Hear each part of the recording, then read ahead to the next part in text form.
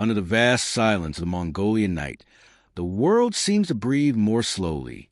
The wind moves softly through the tall steppe grasses, creating gentle waves that roll across the land like an endless sea of silver. Far above, the eternal blue sky stretches from horizon to horizon, a dome of stars so bright they seem close enough to touch. It is in this quiet, in this stillness, that the story of one of history's most powerful and transformative figures begins. Not with thunder, nor with fanfare, but with the steady heartbeat of a land shaped by harsh seasons, nomadic journeys, and unbroken freedom. Imagine yourself sitting beside a small, crackling fire in the middle of that ancient steppe. The flames rise and fall in the cool air, casting long shadows across the earth. The night is calm, but it carries the memories of centuries, hooves thundering over distant plains, songs sung by herders, and whispers exchanged between tribes as they look to the stars for guidance. This landscape, seemingly empty at first glance, is actually full of life, full of stories, full of the quiet determination of people who learned to survive where few others could. It was here, in this world of wind and sky, that a child named Temujin took his first breaths without knowing that he would someday become known across continents as Genghis Khan. Long before he became a conqueror, long before the world trembled at the sound of his name, Temujin was simply another soul drifting beneath the boundless sky, one among thousands shaped by the same biting winters, the same scarcity of food, the same simple joys and profound hardships that define steppe life. To understand how one ruler could change civilizations forever, we must first understand the land that shaped him and the people who shared it with him. Life on the steppe demanded strength, but not the kind of strength measured by swords or armies. It asked for resilience, adaptability, and almost spiritual connection with one's surroundings. Here, survival itself was a kind of discipline. If you were to close your eyes now and listen closely, you might almost hear the low rumble of horses grazing in the darkness, the bells on their saddles chiming softly with each movement. Horses were more than animals to the nomads.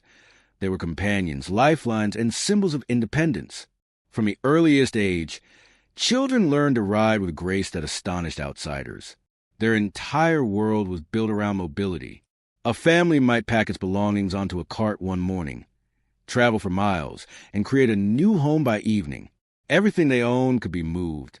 Everything they needed came from their animals and the land. It was a world always in motion, always shifting, just like the future that Temujin would come to shape.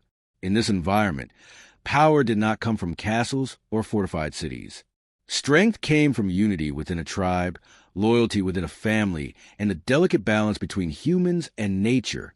The winds could change quickly, turning gentle breezes into storms that swallowed entire camps. Winters were long and merciless. Food could run low. Yet despite, or perhaps because of, these hardships, the steppe people developed a deep sense of endurance. They learned not to fear the vastness of the world, but to live in harmony with it. This mindset would someday become one of Temujin's greatest advantages, allowing him to lead armies across terrain others found impossible. As the fire crackles beside you, imagine the distant silhouette of Gur, the traditional nomadic dwelling, its round shape blending into the peaceful landscape. A warm glow seeps through the felt walls, hinting at stories being passed down from elders to children. These stories were not merely entertainment. They were lessons about honor, survival, and the invisible threads binding one generation to the next. Many tales spoke of ancient heroes and fearless warriors who crossed the steppe long before Temujin was born. Others told of spirits that protected the land, of wolves who served as guides, and of the eternal blue sky watching over every decision, every victory, every tragedy. It is within one such Gur, under one such night sky, that Temujin entered the world around the year 1162. But before we reach his birth, before we follow his footsteps across continents into the pages of history, it is important to let the quiet of the steppes settle in. The calm, the cold, the endless open space. All of it will shape what comes next. Because Genghis Khan was not merely a figure who appeared from nowhere with an iron will. He was a product of a world that demanded sharp instincts, a world that left no room for weakness, a world where every mistake could mean death, but every small triumph meant continued life. The steppe was his first teacher, and it taught through experience rather than words. It taught him the value of patience, for herders sometimes spent days or weeks tracking lost animals. It taught him the power of observation, for survival often depended on reading the winds, the clouds, and the behavior of horses. It taught him humility, because no matter how strong a person felt, nature always had the final say. And above all, it taught him the necessity of unity, because no family could withstand the storms alone. Yet beneath that stillness was also conflict. The tribes that roamed these lands were often rivals, competing for grazing fields, water sources, and influence. Alliances formed and dissolved like frost on a winter morning. Raids were sudden and unpredictable. Trust was precious and fragile. Children grew up understanding that love and loyalty were as important as courage, that friendships could shift into rivalries, and that danger could appear without warning. This landscape of uncertainty would shape Temujin's understanding of leadership. It would teach him that a united people could survive anything, but a divided one would always fall. The firelight flickers again, warming the cold air around you. In the distance, the howl of a wolf rises, lonely but steady. These sounds were once the lullabies of the steppe, familiar, constant, and strangely comforting. This was a world Temujin inherited, a world where survival demanded discipline and focus, but where beauty existed in every sunrise and every wind-swept hill. A world that appeared empty but was full of potential energy, waiting for someone with enough vision to shape it. Somewhere out in that darkness, centuries ago, a child would breathe in this cold air for the first time.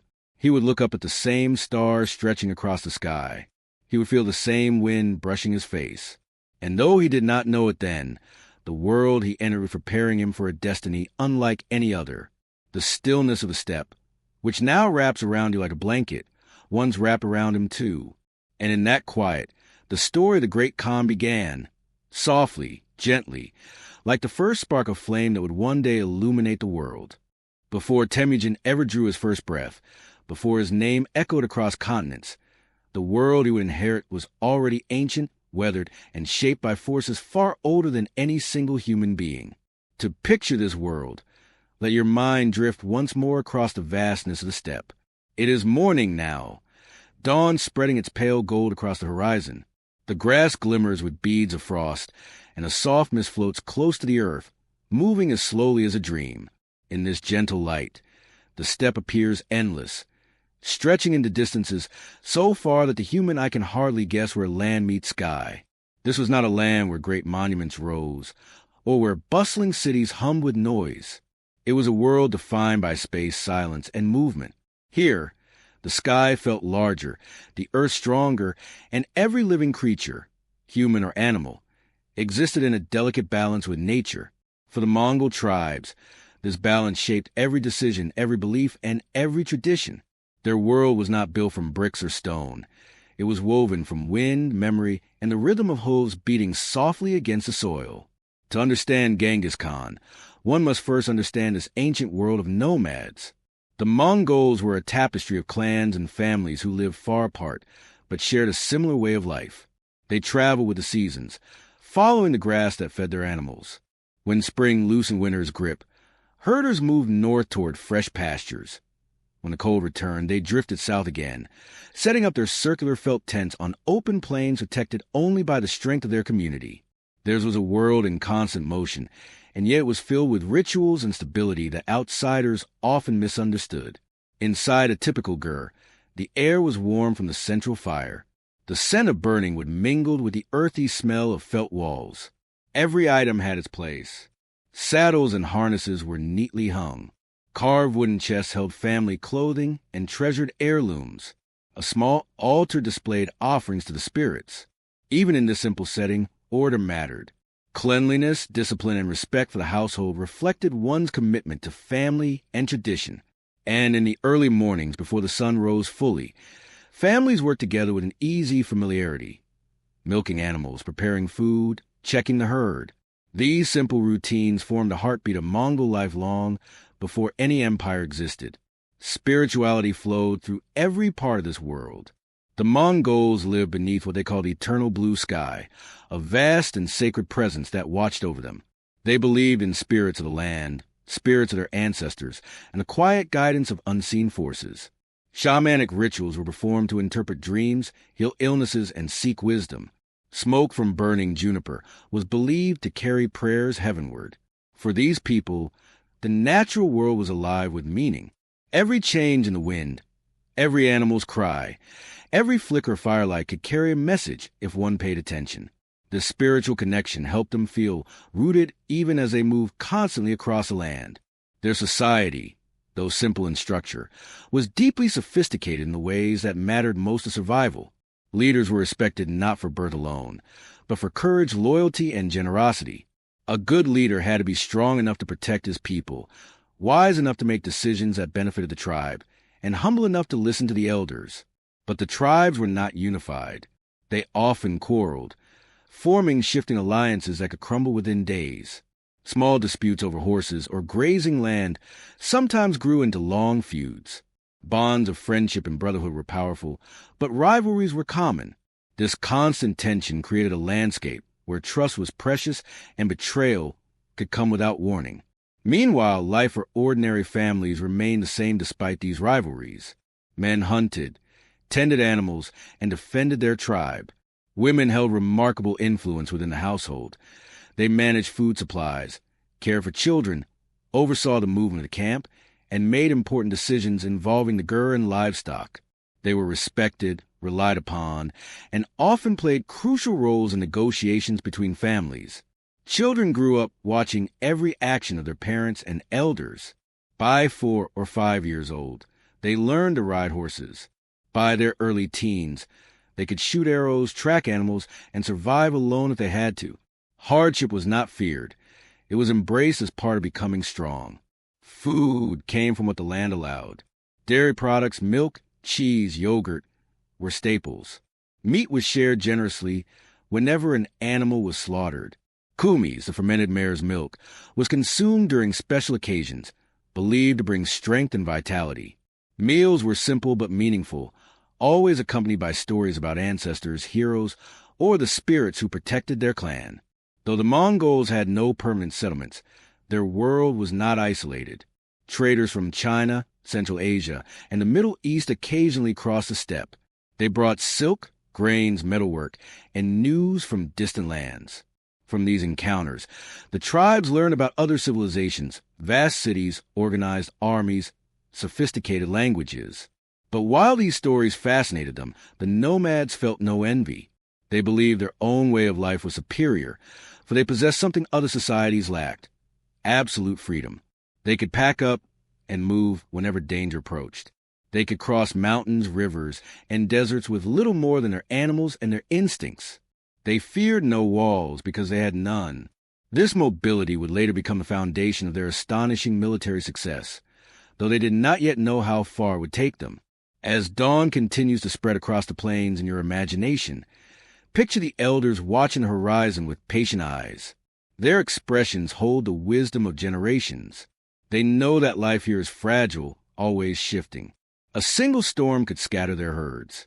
A sudden feud between clans could tear families apart.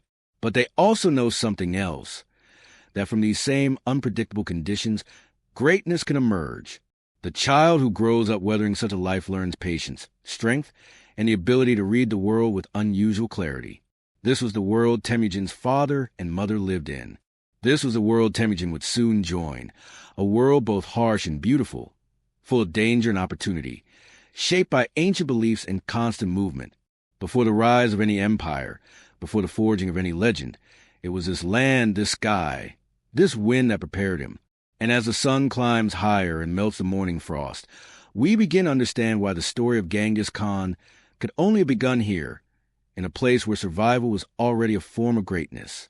Temujin entered the world quietly, beneath the wide embrace of the eternal blue sky, around the year 1162. His birth carried with a sense of mystery, a whisper of destiny woven into the fabric of steppe life. Tradition says he was born clutching a blood clot in his tiny fist, a sign that the child would grow into a leader of uncommon strength.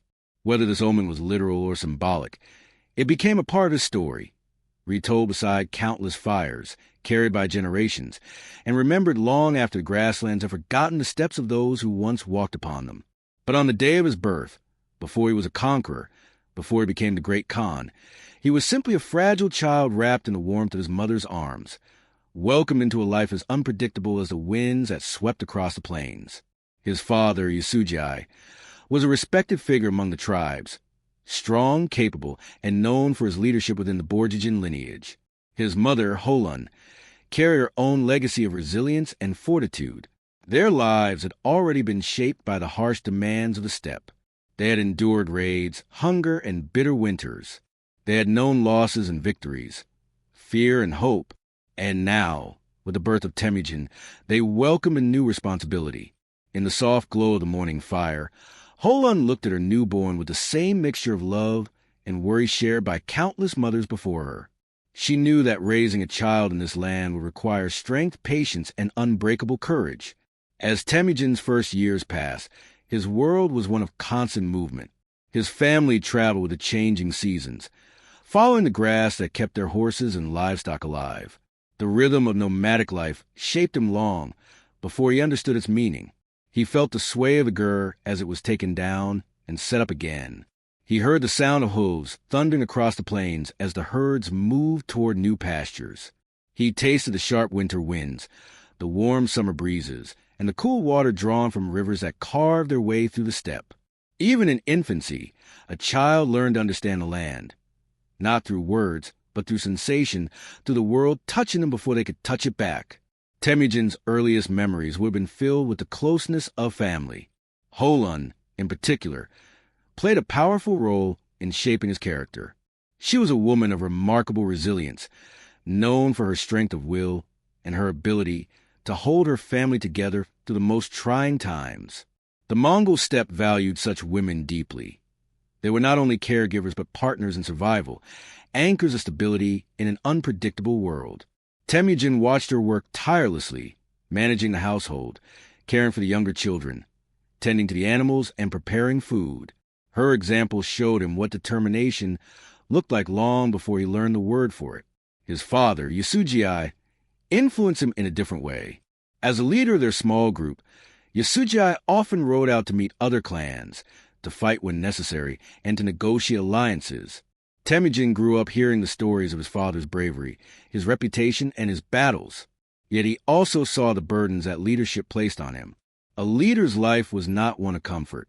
It required sacrifices, sleepless nights, and decisions that could either strengthen or fracture a tribe.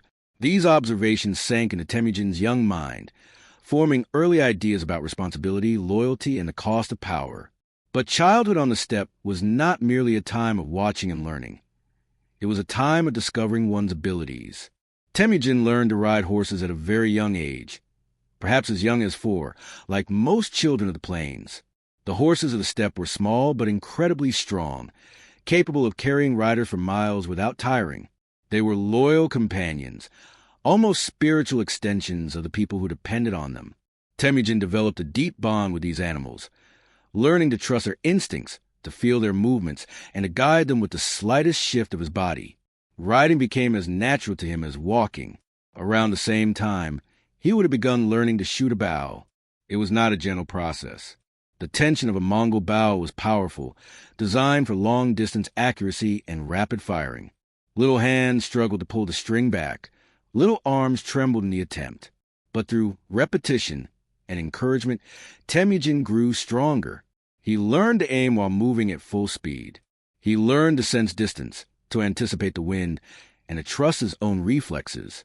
The bow was not only a weapon, it was a tool of survival, a way to provide food, and one day, a way to protect his people. Despite the warmth of family and the skills he gained, Temujin's childhood was not without its shadows. The tribes of the steppe were divided, suspicious of one another, and often engaged in conflicts over resources and honor.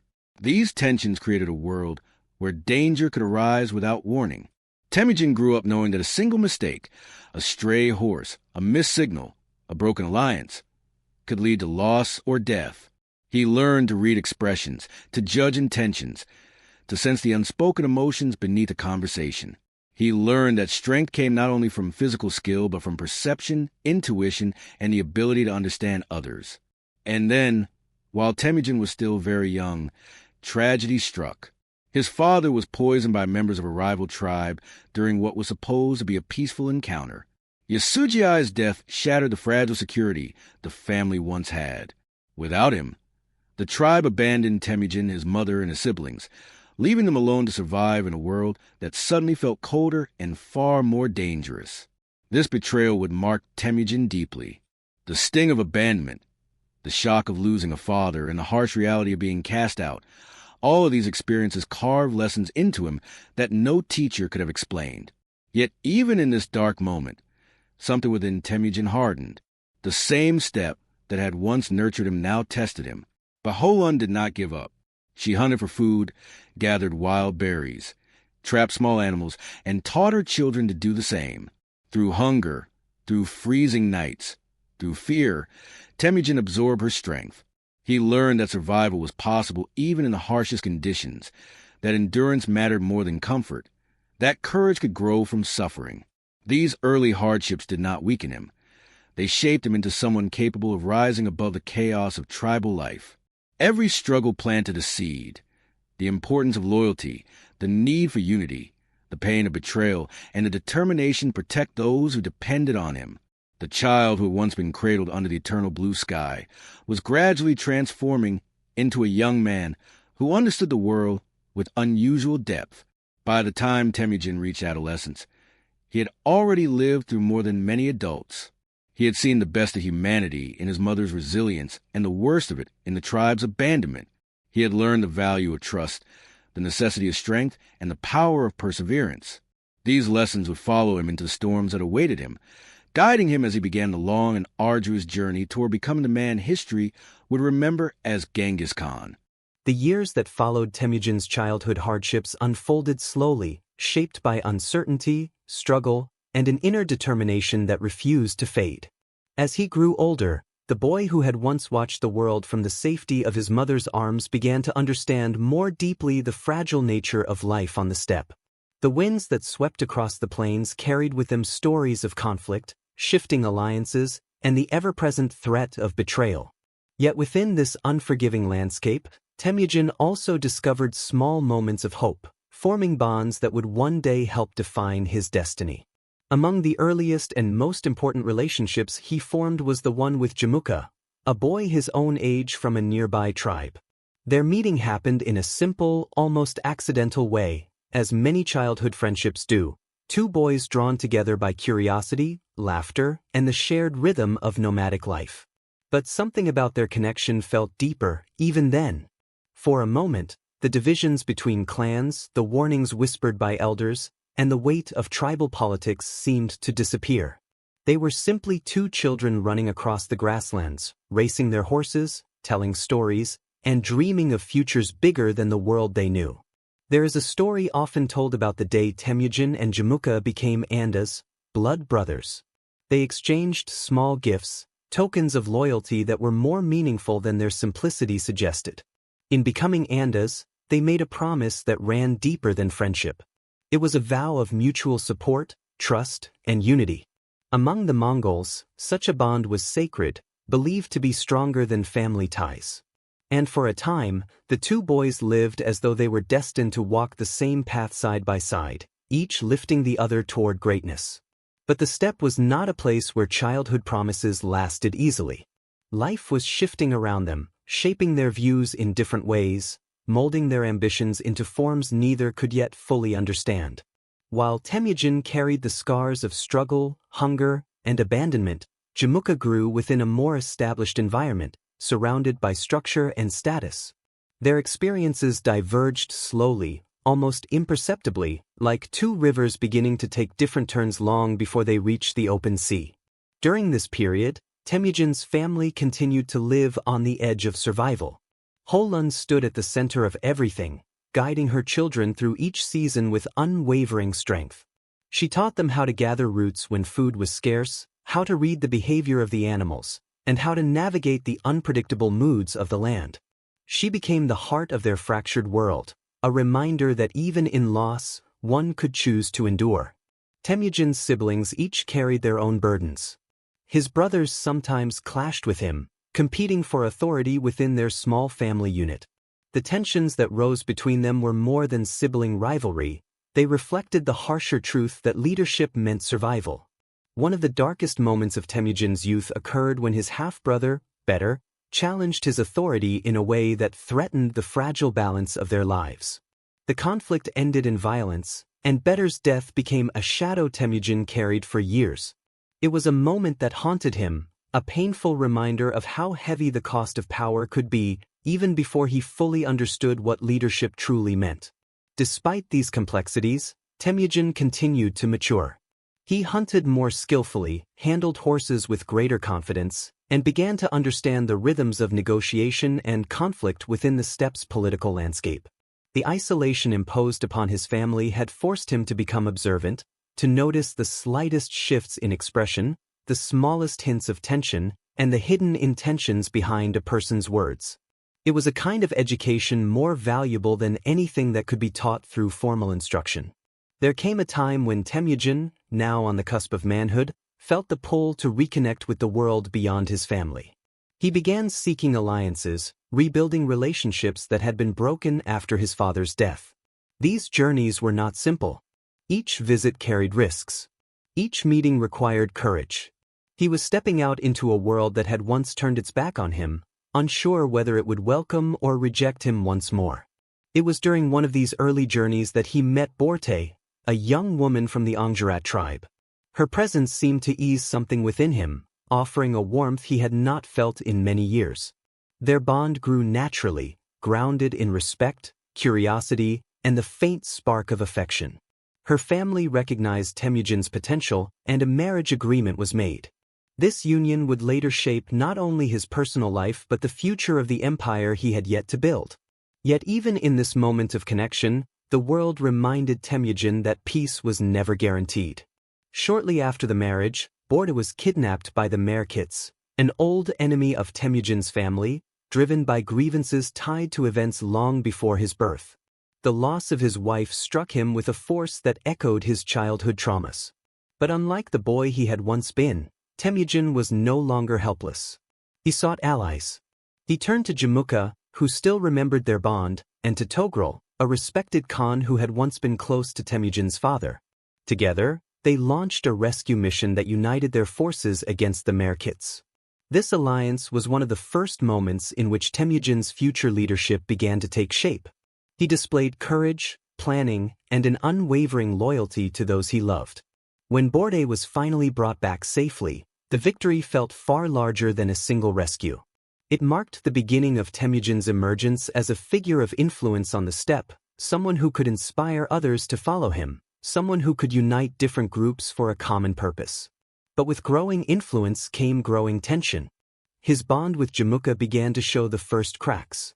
Jamuka came from noble bloodlines and believed leadership should follow tradition. Temujin, shaped by hardship rather than privilege, believed leadership should be earned through loyalty, ability, and fairness. These differences were not yet open wounds, but the seeds of conflict had been planted. Each success Temujin achieved made his presence more noticeable, more threatening to the traditional order that Jamuka valued. As the seasons changed, Temujin's group of supporters slowly expanded. Families, warriors, and outcasts who admired his integrity gathered around him. He treated them not as servants but as equals, rewarding loyalty rather than birthright. This simple difference, so small at first, would eventually reshape the entire Mongol world. The steppe was beginning to shift, even though few recognized it. The winds carried whispers, of a young man rising from nothing, of a leader whose strength came not from his bloodline but from his character. Temujin's life was no longer defined only by survival. He was learning how to lead, how to build trust, and how to protect those who placed their faith in him. Night settles quietly over the steppe as the world of Genghis Khan begins to widen far beyond the childhood memories of hardship and wandering. In this part of the story, the young Temujin is no longer a drifting boy but a determined young man stepping into the complex world of alliances, rivalries, and fragile loyalties. Every decision he makes begins to ripple outward, shaping not only his fate but the fate of tribes scattered across the harsh Mongolian plains. The air around him carries the scent of cold grass, of restless horses, and of distant fires burning in encampments far from his own. These fires belong to clans with their own ambitions, their own secrets, and their own fears, all waiting to see what this rising leader will do next. Temujin's early attempts at forging alliances are cautious but deliberate. He understands that survival is not just a matter of strength but of connections, promises, and shared interests. The tribes he approaches do not all welcome him. Some are wary of his reputation, others doubt his ability to lead anyone beyond his immediate family. And yet, in quiet conversations over simmering broth or late-night gatherings beneath animal skin tents, he begins to persuade a few key allies. His childhood friend Jamuka still casts a long presence in Temujin's life, at times warm like a brother, at times distant like a rival whose shadow grows longer with each passing year. Their bond is deep, rooted in childhood rituals, yet complicated now by the heavy responsibilities and unspoken desires for power. Temujin's relationship with Borte also becomes a guiding force during this period. The calm steadiness of her presence, her ability to read the tensions of a room, her intuition for people's motives, helps him navigate the uncertain terrain of early leadership. She is not a warrior in the traditional sense, but her influence runs quietly through his decisions. She reminds him of fairness, of honor, of the responsibility he carries not just for himself but for the families and clans who may one day follow him. When nights grow long and doubts settle over him like cold mist, her voice is the one that steadies him, reminding him that greatness is not born in moments of triumph but in moments where the heart refuses to surrender. The political landscape around Temujin is layered, unpredictable, and often hostile. Larger clans watch his movements with mixed emotions. Some see potential in him, others see a threat. The taunts of those who once abandoned his family echo faintly in the background, and though he does not speak of it, the memory sharpens his resolve. He studies the patterns of intertribal disputes like a hunter studying the wind, learning which tribes hold grudges, which leaders crave recognition, and which families feel overlooked or exploited by those above them. Slowly, almost imperceptibly, he begins to position himself as a new kind of figure on the steppe, not merely a claimant to leadership, but a unifier capable of bridging divides others thought impossible. His approach to alliances is revolutionary for his time. Where other leaders cling to noble lineage as their justification for authority, Temujin offers something different: loyalty earned instead of inherited. He promises fairness in distribution, protection in times of danger, and a voice to those who feel voiceless in the rigid hierarchy of the tribes. This idea spreads like a gentle whisper through the plains, reaching even the ears of those who doubt him. People who once felt small under the weight of aristocratic clans begin to hope, quietly, that Temujin might be the one to challenge the old ways. But hope always has its counterbalance, and in the quiet corners of camps and gatherings, opposition begins to simmer. There are those who see Temujin's rise as a direct threat to their power, chiefs who fear his ideas of equality, elders who believe tradition must not be touched, warriors who resent following someone without prestigious ancestry. Jamuka, too, begins feeling the shift. His pride, cultivated over years of noble upbringing, clashes with the realization that Temujin's influence grows not through birth but through earned respect. The first cracks in their bond appear here, small but unmistakable, like the first hairline fractures in a frozen river before thaw. Even so, Temujin presses forward. He studies the rhythms of the steppe, its seasons, its hardships, its unspoken rules, and shapes his strategy around them. He understands that alliances formed in comfort mean little, those forged in shared hardship last far longer. And so he calls upon smaller families, outcasts, and drifting warriors to join his banner, promising them a chance at security and an escape from the oppression of the dominant clans. These new companions, once scattered by misfortune or neglect, find purpose in his leadership. They begin to see in Temujin not just a man but a vision, one that offers dignity where there was once only struggle. The process is slow, almost meditative. There are setbacks, there are betrayals, and there are nights when Temujin questions whether he has the strength to reshape the world he inherited. Yet each morning he rises with renewed determination, driven by memories of hunger, of loneliness, and of the vow he once made to himself that no family under his protection would ever suffer what his own family endured. His early alliances become the foundation stones of a future empire, though at this point he does not yet dream of empire. All he seeks is unity, unity strong enough to withstand famine, conflict, and the constant shifting of loyalties that define the tribal landscape. As Temujin strengthens these bonds, his presence becomes more noticeable across the plains. Stories begin to spread, quietly, almost like bedtime tales shared by wandering herders, of a young leader who offers justice instead of favoritism, who listens to the grievances of common people, who rewards skill instead of noble birth. These tales drift from camp to camp, carried by traders, messengers, and families searching for new beginnings. Each retelling shapes the legend that will one day become Genghis Khan, though for now he remains simply Temujin, a determined man with a vision, walking softly across the vastness of the steppe, gathering hearts long before he gathers armies.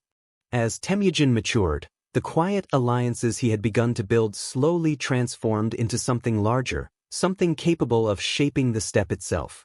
The plains were vast and open, but the world of the tribes was confined by invisible lines of loyalty and rivalry, by long memories of past grievances, and by the fragile bonds that held families together.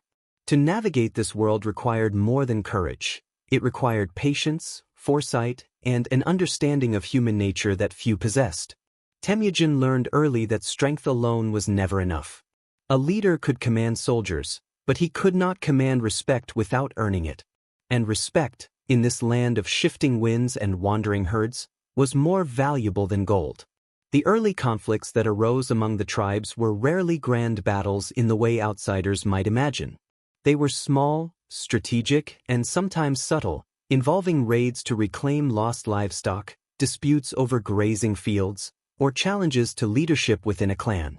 Each skirmish was a test of wit and judgment, and Temujin approached them with a careful combination of caution and boldness. He observed the tactics of older leaders, noted the mistakes they made, and quietly adapted strategies that allowed him to prevail without unnecessary loss.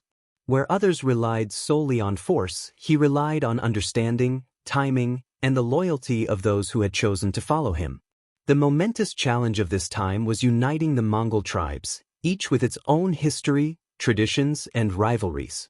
To the casual observer, the tribes might seem like a chaotic collection of families wandering the plains, but each carried its own pride, its own customs, and its own fiercely guarded sense of independence. Temujin approached these tribes slowly, building relationships carefully and observing which leaders were open to negotiation and which would resist until compelled by circumstance. His approach was revolutionary. He offered fair treatment, shared leadership, and respect for those who followed him. Merit, rather than ancestry, became the standard, and this quiet philosophy began to attract followers who were tired of favoritism and inequality. One of the most remarkable aspects of Temujin's rise was his ability to unite people who had little reason to trust each other. In these years, he began to gather a coalition of families, warriors, and smaller clans who had once been scattered or oppressed. With each new alliance, his vision of unity became more tangible. He treated his followers not as subjects, but as partners, creating bonds through loyalty, reward, and shared purpose. These bonds were delicate, yet resilient, forged through shared hardship and the understanding that survival depended on cooperation. And with each success, the whispers of Temujin's growing influence spread quietly across the steppe, carried by messengers, traders, and wandering herders alike. Yet, even in this time of careful consolidation, rivalry and conflict were never far away. Jamuka, Temujin's childhood friend and Wansanda, began to see the young man's growing authority as a threat. Their bond, once sacred and unbreakable, was now tested by ambition, differing philosophies, and the slow shift of loyalty among the tribes. Jamuka adhered to the old ways, believing that leadership belonged to those of noble bloodlines, while Temujin championed skill, integrity, and fairness. These differing ideals were not just theoretical, they determined the course of alliances, the loyalty of warriors, and the future of the steppe. Tension between them simmered quietly, like an approaching storm, a subtle warning that great upheavals were to come. Temujin's method for consolidating power was meticulous.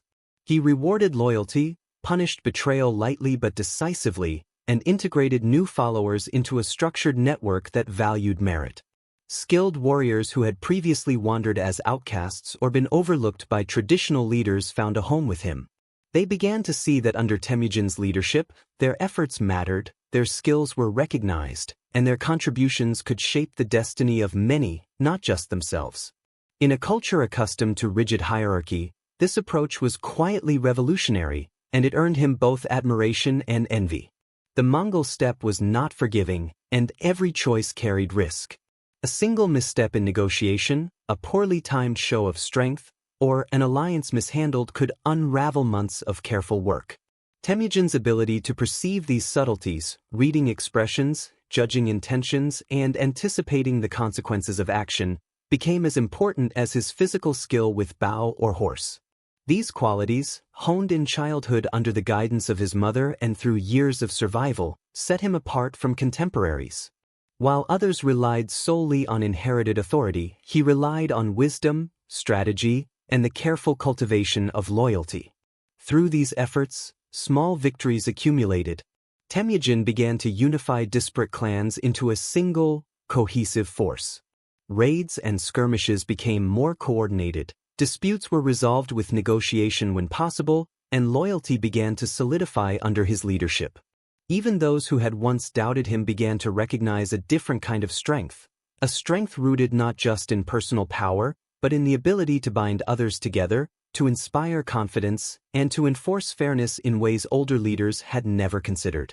With each passing season, the Mongol tribes under his influence became less fragmented, less prone to internal conflict, and more capable of achieving goals that no single clan could accomplish alone. Amid these successes, Temujin continued to cultivate relationships that would prove essential in the coming years. Families who had survived hardship alongside him, warriors who had once been overlooked, and allies from distant clans all began to see him not merely as a rising leader, but as a figure capable of shaping the future. Trust was the foundation of this growing network, and Temujin understood that trust was fragile. He guarded it carefully, nurtured it patiently, and rewarded it consistently, creating bonds that extended beyond bloodlines and traditional hierarchies. And so, as the seasons cycled across the steppe, the young leader who had once been abandoned and left to survive by himself had begun to transform the landscape. Where once there had been scattered tribes, rivalries, and distrust, now there were alliances, loyalty, and a growing sense of unity. Battles, when they came, were no longer merely defensive or chaotic.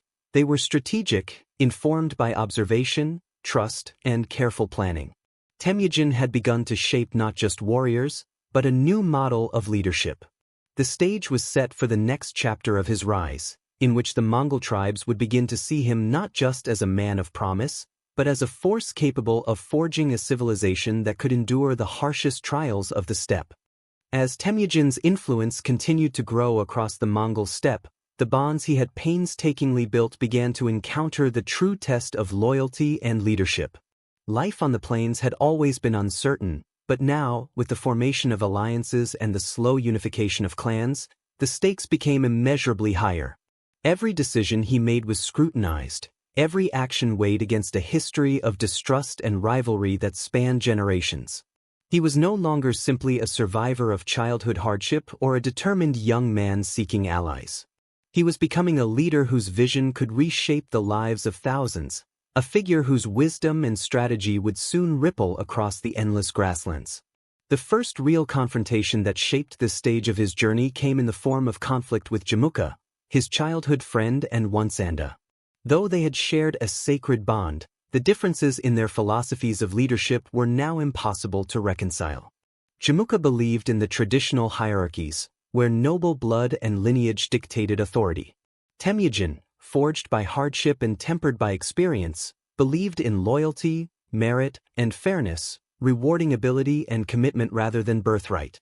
This philosophical divergence, so subtle in earlier years, had matured into a tangible division that began to pull tribes and warriors to either side, creating tension that stretched like a taut cord across the steppe. This conflict was not immediate or overt at first. It started with whispers in distant encampments, rumors of Temujin's growing influence, and quiet expressions of discontent among those loyal to Jamuka. Small skirmishes erupted over grazing land or raids on rival clans, each one a test of skill, strategy, and leadership. Temujin approached these challenges not with reckless force, but with careful observation. He understood that victory was more than simply winning a battle. It was about consolidating trust, ensuring loyalty, and demonstrating the fairness and consistency that had become the hallmark of his leadership. Every encounter, no matter how small, was a lesson, both for himself and for those who followed him. During this period, Temujin also learned the power of psychological insight. The Mongol tribes were tightly knit, and individual decisions could influence entire networks of families and clans. By carefully observing behavior, interpreting subtle expressions, and predicting responses, he gained an advantage that brute strength alone could never provide. He began to see patterns in alliances, recognizing which leaders were motivated by pride, which by fear, and which by practical need. These insights allowed him to negotiate with precision, aligning interests in ways that extended beyond simple kinship or temporary convenience. Temujin's strategic mind was complemented by a deep understanding of timing. He learned that patience was as powerful a tool as courage. Attacking too early, pushing for allegiance too soon, or forcing decisions could fracture loyalty and undo months of careful work. Conversely, waiting for the right moment, presenting offers at times of vulnerability or opportunity, and demonstrating fairness and restraint created bonds that endured. This nuanced approach to leadership allowed him to gradually amass a following of not only warriors but families, herders, and outcasts who had previously been overlooked or oppressed. In these subtle ways, Temujin's power grew without the need for dramatic displays of dominance. As Temujin consolidated his leadership, he also emphasized the importance of law and order within his growing coalition. The steppe was a harsh environment, and survival depended on rules, even if unwritten, that everyone respected. Theft, betrayal, or violence against allies was not tolerated. He implemented a code that emphasized loyalty, justice, and shared responsibility, ensuring that those who followed him could rely on one another as much as on their leader. This system, grounded in fairness rather than fear, created a cohesive structure that set him apart from older leaders who relied on intimidation and bloodline to maintain control. The consolidation of power, however, came at personal cost. Temujin's relationship with Jamukha deteriorated further, culminating in open conflict that tested the loyalty of many clans. Warriors who had once followed both leaders were forced to choose sides. This period of tension highlighted the delicate balance between personal loyalty and political necessity, a balance Temujin navigated with remarkable skill. While the conflict with Jamukha was painful on a personal level, it served as a crucible for his leadership, refining his ability to inspire allegiance, mediate disputes, and make decisions that prioritized the long-term survival and unity of his people. Amid the turbulence of rivalry and warfare, Temujin never lost sight of his broader vision. He recognized that a unified Mongol force could achieve feats that individual clans never could. In practical terms, this meant coordinated raids, strategic defense of territory, and protection of families from external threats. In a larger sense, it meant creating a culture of trust and reciprocity that transcended traditional divisions. Each victory, each successful negotiation, reinforced this vision, gradually transforming his growing following from a collection of disparate tribes into a cohesive entity capable of coordinated action and mutual support. Temujin's approach to leadership also emphasized the integration of former adversaries. Unlike many leaders who punished enemies harshly, he recognized the value in bringing them into his fold, offering a chance at redemption and shared purpose. This strategy not only increased the size of his forces but also strengthened loyalty by demonstrating that commitment and skill, rather than past conflicts, determined one's place in the new order. These early experiments in inclusion, fairness, and structured governance would later become central pillars of the empire he would establish. By the time Temujin reached full adulthood, he had become more than a rising leader. He had become a symbol. Stories of his fairness, strategic brilliance, and unwavering commitment to loyalty spread across the steppe. Families who had once struggled in obscurity now found protection and opportunity under his leadership. Warriors who had wandered aimlessly found purpose, discipline, and respect. The stage was set for the next phase of his life, a period in which his abilities as a unifier, strategist, and visionary would allow him to transform the Mongol tribes into a force capable of reshaping entire civilizations. The boy born under the eternal blue sky had endured loss, hardship, and betrayal, and had emerged as a man whose presence would be remembered for centuries. With the consolidation of his followers underway, Temujin's life entered a period where strategy, diplomacy, and subtle displays of power became intertwined with the daily rhythms of the steppe. By now, he was recognized not only as a capable leader but as a figure whose judgment and fairness could attract those from distant tribes who had once remained neutral or even opposed to his rise. These early alliances were delicate, requiring constant attention and care. One misstep, one lapse in judgment, could shatter months of painstaking work. Yet, Temujin had learned through childhood hardship and adolescent struggle that patience and observation were as vital as courage or strength. He moved carefully, watching how the wind shifted over the plains, how the people whispered in distant camps, and how subtle rivalries might influence loyalty. This period of growth and influence also saw Temujin solidifying his methods of leadership and governance. Unlike many chieftains of the steppe, who relied solely on hereditary privilege or the intimidation of force, he began to emphasize merit, loyalty, and a sense of shared purpose. Skilled warriors, whether young or old, were rewarded for their abilities. Families who committed themselves to his leadership were respected and protected. Decisions were communicated clearly, and fairness became the hallmark of his rule. By demonstrating that he valued competence over lineage, he fostered trust among those who had previously been marginalized, creating a new type of cohesion across the Mongol tribes. Temujin also began to understand the importance of intelligence and communication in maintaining and expanding his influence. Scouts and messengers became vital components of his growing network. Their task was not only to monitor enemy movements but also to relay information about potential allies, shifts in loyalty, and subtle signs of discontent within his own ranks. Temujin studied these reports carefully, weighing each piece of information against the broader picture of tribal politics. He learned that understanding human behavior, the fears, ambitions, and grudges of those around him, was often as important as knowing the lay of the land or the strength of his own forces. This skill would later become a defining characteristic of his leadership, allowing him to anticipate threats and seize opportunities with remarkable precision. During this time, Temujin's reputation began to extend beyond the immediate steppe. Stories of his fairness, his strategic brilliance, and his ability to unify disparate tribes began to travel like whispers carried by traders, wandering herders, and distant travelers. These tales painted him as a man who could bridge divisions, a leader whose vision went beyond the petty disputes that had long fragmented the Mongol clans. While some tribes watched cautiously, uncertain whether he would honor promises or wield power wisely, others began to approach him, seeking protection, alliances, or a place within his emerging coalition. Slowly, almost imperceptibly, Temujin's sphere of influence expanded, and the possibility of uniting the entire Mongol steppe began to take shape in tangible ways. Yet with growth came inevitable tension.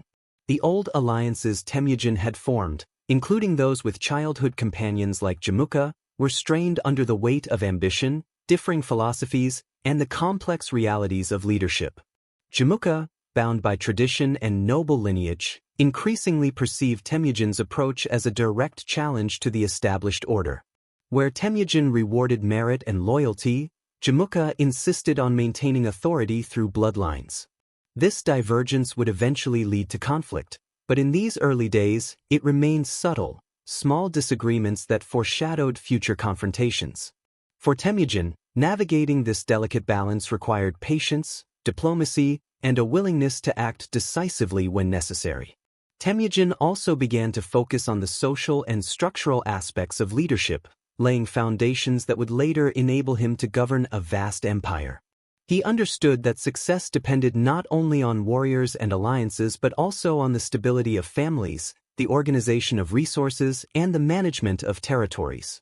He implemented rules to resolve disputes fairly, regulated the distribution of spoils, and created mechanisms to ensure loyalty among his growing followers.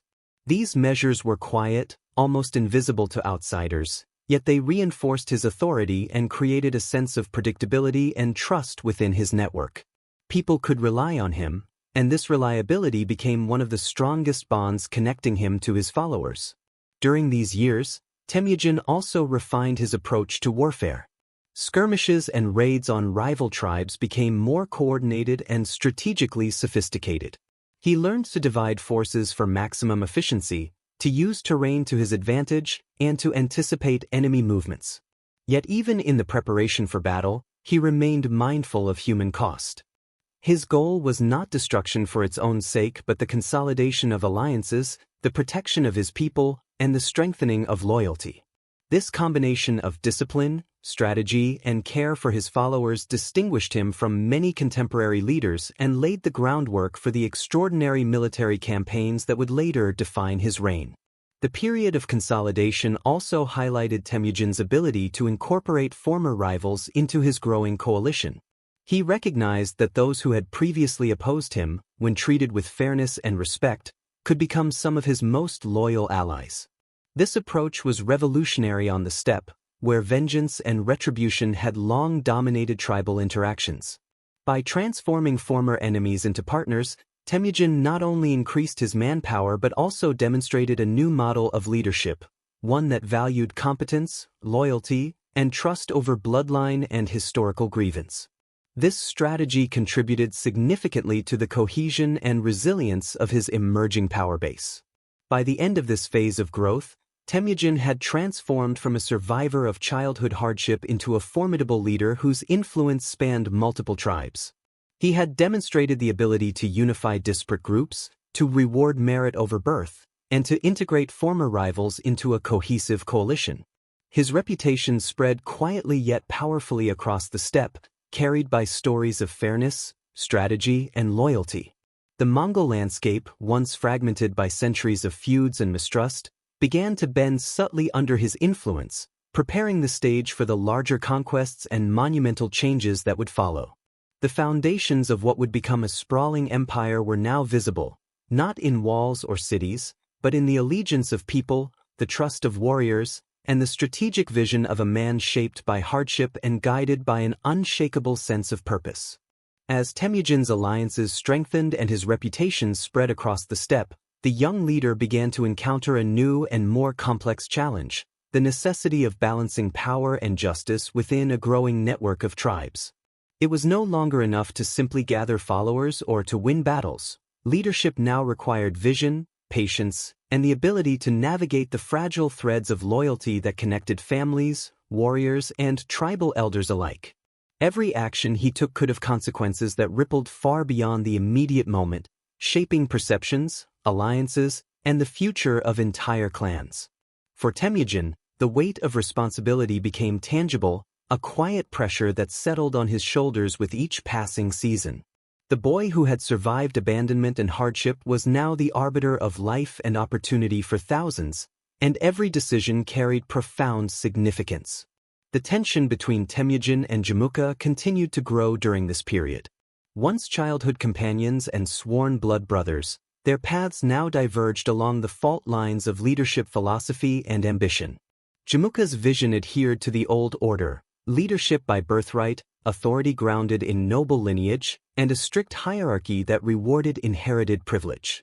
Temujin's approach, by contrast, was shaped by experience, hardship, and observation. He believed that loyalty and ability, rather than ancestry, determined one's worth and right to lead.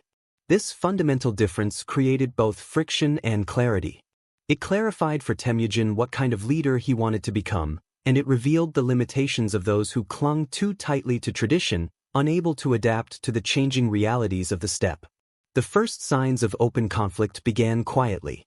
Minor disputes over grazing land, the distribution of resources, or the allegiance of smaller clans became tests of judgment, patience, and strategy.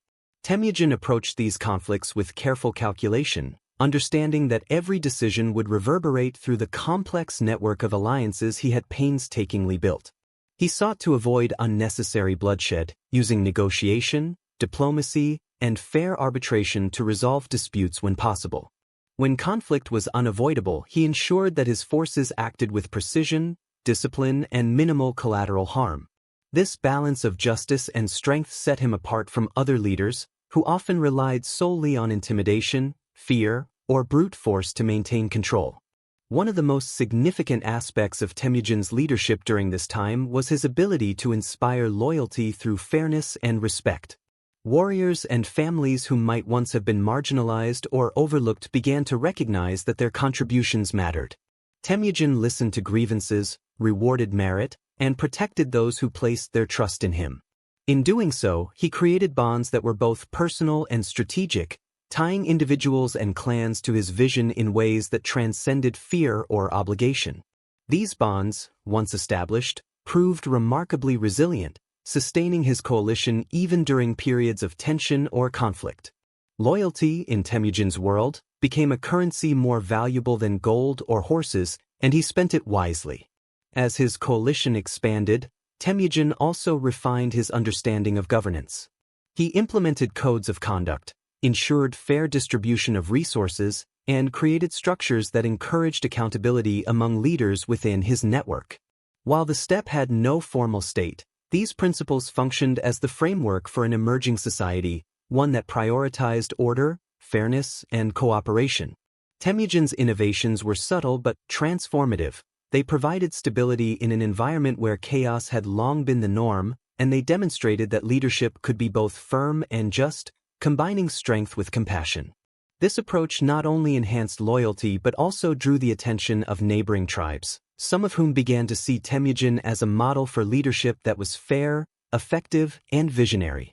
The challenges of leadership, however, were not confined to politics alone. Temujin had to contend with the natural and human unpredictability of the steppe. Harsh winters, droughts, and food shortages tested the resilience of his followers. Nomadic life demanded constant attention to horses, herds, and supplies. He had to ensure that families and warriors alike were fed, protected, and prepared for sudden threats, whether from rival clans or the environment itself. In this way, leadership was not only about strategy and alliances but about practical, everyday survival. The responsibilities weighed heavily, yet Temujin's experience of early hardship had forged a resilience that allowed him to face these challenges with calm determination. During this period, Temujin also began to master the art of integrating former rivals into his growing coalition. Recognizing the value of reconciliation, he offered opportunities for those who had opposed him to demonstrate loyalty and skill. By incorporating these individuals, he not only expanded his forces but also strengthened the cohesion of his network. Former enemies became some of his most trusted allies, bound not by fear but by mutual respect and shared purpose. This ability to turn conflict into cooperation would later become a defining feature of his empire-building strategy, allowing him to expand rapidly while minimizing internal resistance. The balance of power and justice also extended to Temujin's treatment of his immediate followers. He understood that leadership required consistency and predictability. Promises made were promises kept, rewards were distributed fairly, and transgressions were addressed swiftly but proportionately. By establishing these norms, he created a culture of trust and accountability. Warriors knew what to expect, families felt secure, and allies could rely on his judgment. This stability was rare on the steppe, and it made Temujin a figure of admiration and hope, even for those who had once doubted him. By the end of this phase, Temujin had transitioned from a rising leader into a figure of authority whose influence extended across multiple tribes. He had faced the challenge of balancing ambition with fairness, of consolidating power without alienating allies, and of transforming diverse groups into a cohesive coalition. His reputation as a just and strategic leader spread quietly but decisively, reaching distant corners of the Mongol steppe. The foundations of a new order were taking shape, an order in which loyalty, merit, and shared purpose would outweigh traditional hierarchies and inherited privilege.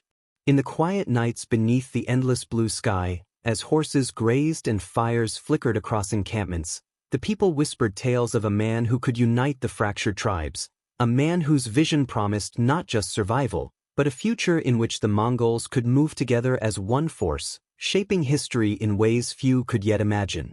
As Temujin's network of alliances and followers solidified, he began to realize that the true measure of leadership extended far beyond individual battles or minor victories. To truly unify the Mongol tribes, he would need to cultivate not only loyalty and strength, but also vision, a sense of purpose that could bind disparate clans together under a single banner. The challenge was immense. Centuries of tradition, deeply rooted rivalries, and the endless competition for resources made the steppe a landscape of fragility and unpredictability. One miscalculation, one moment of impatience, could unravel years of careful work.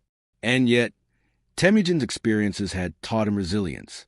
Every hardship, every betrayal, every loss he had endured as a boy and young man had become a lesson, preparing him for the immense responsibility that lay ahead.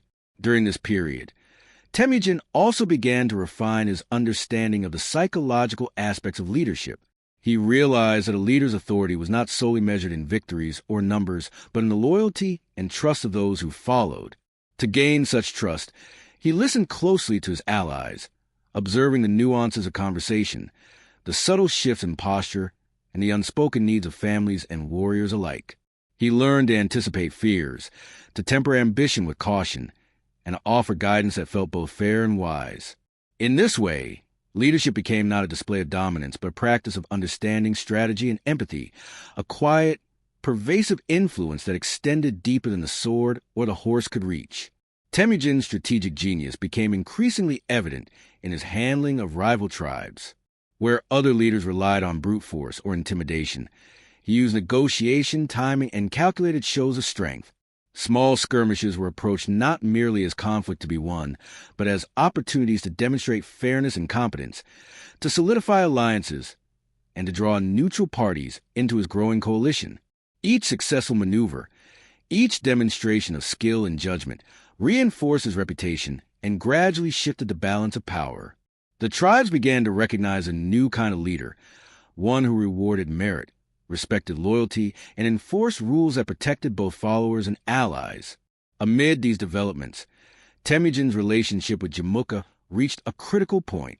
The philosophical divergence that had simmered for years now manifested in open tension.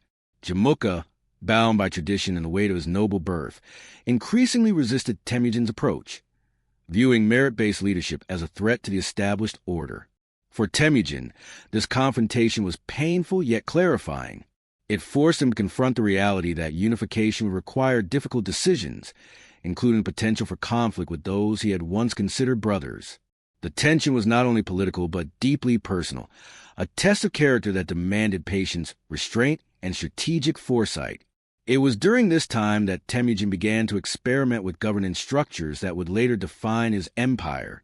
Recognizing the importance of fairness and accountability, he implemented systems for dispute resolution, regulated the distribution of resources, and established clear expectations for loyalty and conduct.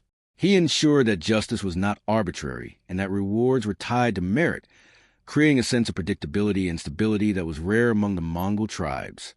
These early innovations in governance strengthened cohesion, built trust, and allowed his growing coalition to function effectively despite the complexities and rivalries that naturally arose among diverse clans.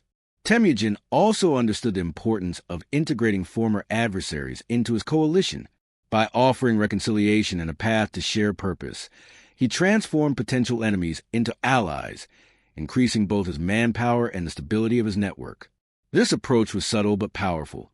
It demonstrated that loyalty and skill mattered more than past grievances, fostering a culture of inclusion and resilience. Warriors who had once opposed and became some of his most dedicated supporters, bound not by fear but by respect and shared vision. In doing so, Temujin created a dynamic, adaptive system of leadership that could withstand challenges both internal and external. The practical demands of life on the steppe continued to shape Temujin's leadership as well.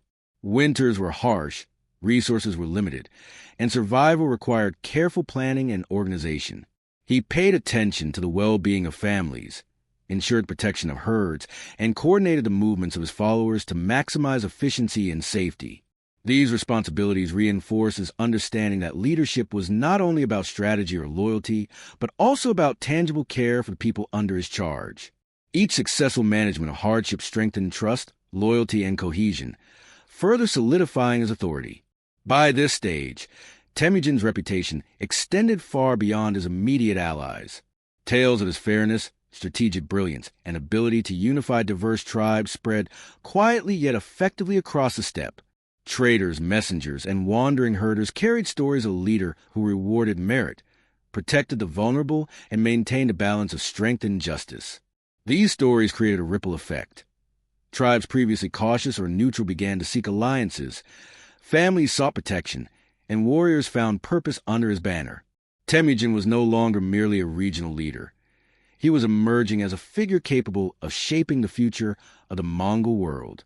In addition to external consolidation, Temujin's personal life played a crucial role in this period. His relationship with Borte remained a stabilizing force, offering wisdom, counsel, and emotional support. She observed the dynamics of tribes, the subtleties of human behavior, and the unspoken tensions among followers, providing guidance that complemented Temujin's strategic mind. Her influence reinforces understanding that leadership required both vision and empathy. Even as conflicts and challenges multiplied, her presence helped maintain balance, reminding him of the human element behind every political decision. As the seasons changed, Temujin's influence continued to grow, setting the stage for a pivotal moment in his rise. The transformation of scattered alliances and loyal followers into a unified, disciplined force capable of confronting larger threats. The groundwork he laid during these years, through strategic negotiation, fair governance, integration of former rivals, and careful attention to loyalty, would later enable the Mongols to achieve unprecedented success. The steppe, once fragmented and chaotic, was slowly bending under his vision. Temujin's leadership, tempered by hardship, sharpened by strategy, and grounded in fairness, was beginning to create a force that would not only dominate the plains but ultimately reshape civilizations beyond the horizon. As Temujin's influence across the steppe continued to grow, he began to face challenges that demanded more than simple strategy or personal strength. Leadership, he now understood, required the careful orchestration of loyalty, trust, and discipline among a rapidly expanding network of followers. Every decision had consequences that could echo across miles of open plains and affect the lives of countless families and warriors. The Mongol tribes were no longer separate entities with isolated concerns. They had begun to function as parts of a larger system, and as their unifier, Temujin's responsibility expanded in scope and complexity. He could no longer afford to rely solely on intuition or instinct. He had to cultivate a vision that could guide the diverse tribes toward cohesion while navigating the delicate web of political, familial, and cultural tensions. One of the most profound challenges Temujin faced during this period was the delicate balancing of alliances. The loyalty of clans was often fragile, influenced by centuries of tradition, long-held grudges, and competition for resources. A misstep, whether an unfair allocation of livestock, a perceived slight, or a poorly judged negotiation, could unravel months or even years of careful work. Temujin had learned from earlier experiences that patience and observation were as critical as courage and skill. He studied the subtle interactions among leaders, observed which alliances were growing strong and which were tenuous, and adjusted his approach accordingly. By understanding human nature and anticipating reactions, he strengthened his position not only through victories on the battlefield, but through the quiet power of foresight. The lingering rivalry with Jamukha continued to cast a shadow over these efforts. Once Temujin's closest companion and sworn blood brother, Jamukha had become a symbol of the old order, a reminder that lineage and inherited status could still wield considerable influence. Their diverging philosophies, Temujin's merit-based leadership versus Jamukha's traditional hierarchy, created tension that reverberated through the tribes. Some warriors wavered between the two leaders, caught between loyalty to childhood bonds and the practical advantages of following a more capable and visionary figure. The steppe became a stage for both subtle diplomacy and occasional skirmishes, each encounter testing Temujin's judgment, patience, and ability to balance force with fairness. During this time, Temujin also developed a more sophisticated understanding of military organization. Early raids and conflicts had taught him that strength alone was insufficient. Discipline, coordination, and adaptability were essential. He began to structure his forces in a way that allowed small units to operate independently while remaining connected to the larger strategic objectives. Communication between units became critical, with scouts and messengers relaying intelligence about terrain, enemy movements, and the disposition of Allied forces. This early system of organized command allowed him to outmaneuver rivals who relied on raw numbers or brute force. Each successful operation reinforced confidence in his leadership and demonstrated that his approach was both practical and effective. The principles that guided Temujin's leadership extended beyond warfare. He recognized that stability depended on more than loyalty and military skill. It required fair governance and the equitable distribution of resources.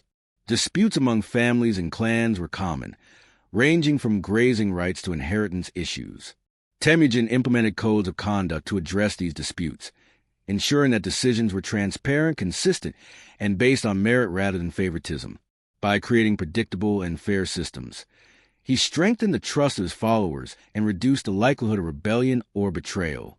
This approach fostered a culture in which cooperation and loyalty were rewarded, and resentment and fear were minimized.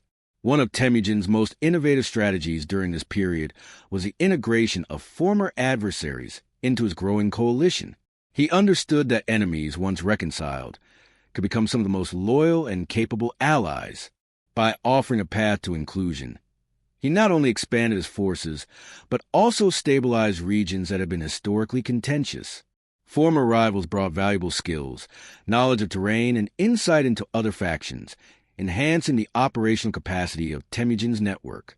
This strategy of reconciliation and inclusion marked a departure from the traditional reliance on vengeance and retribution, and laid the groundwork for more expansive and disciplined Mongol forces that would later dominate Eurasia.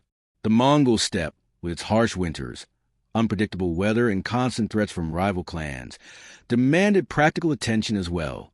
Temujin coordinated the movement of herds, ensured the safety of families, and prepared for sudden raids or resource shortages.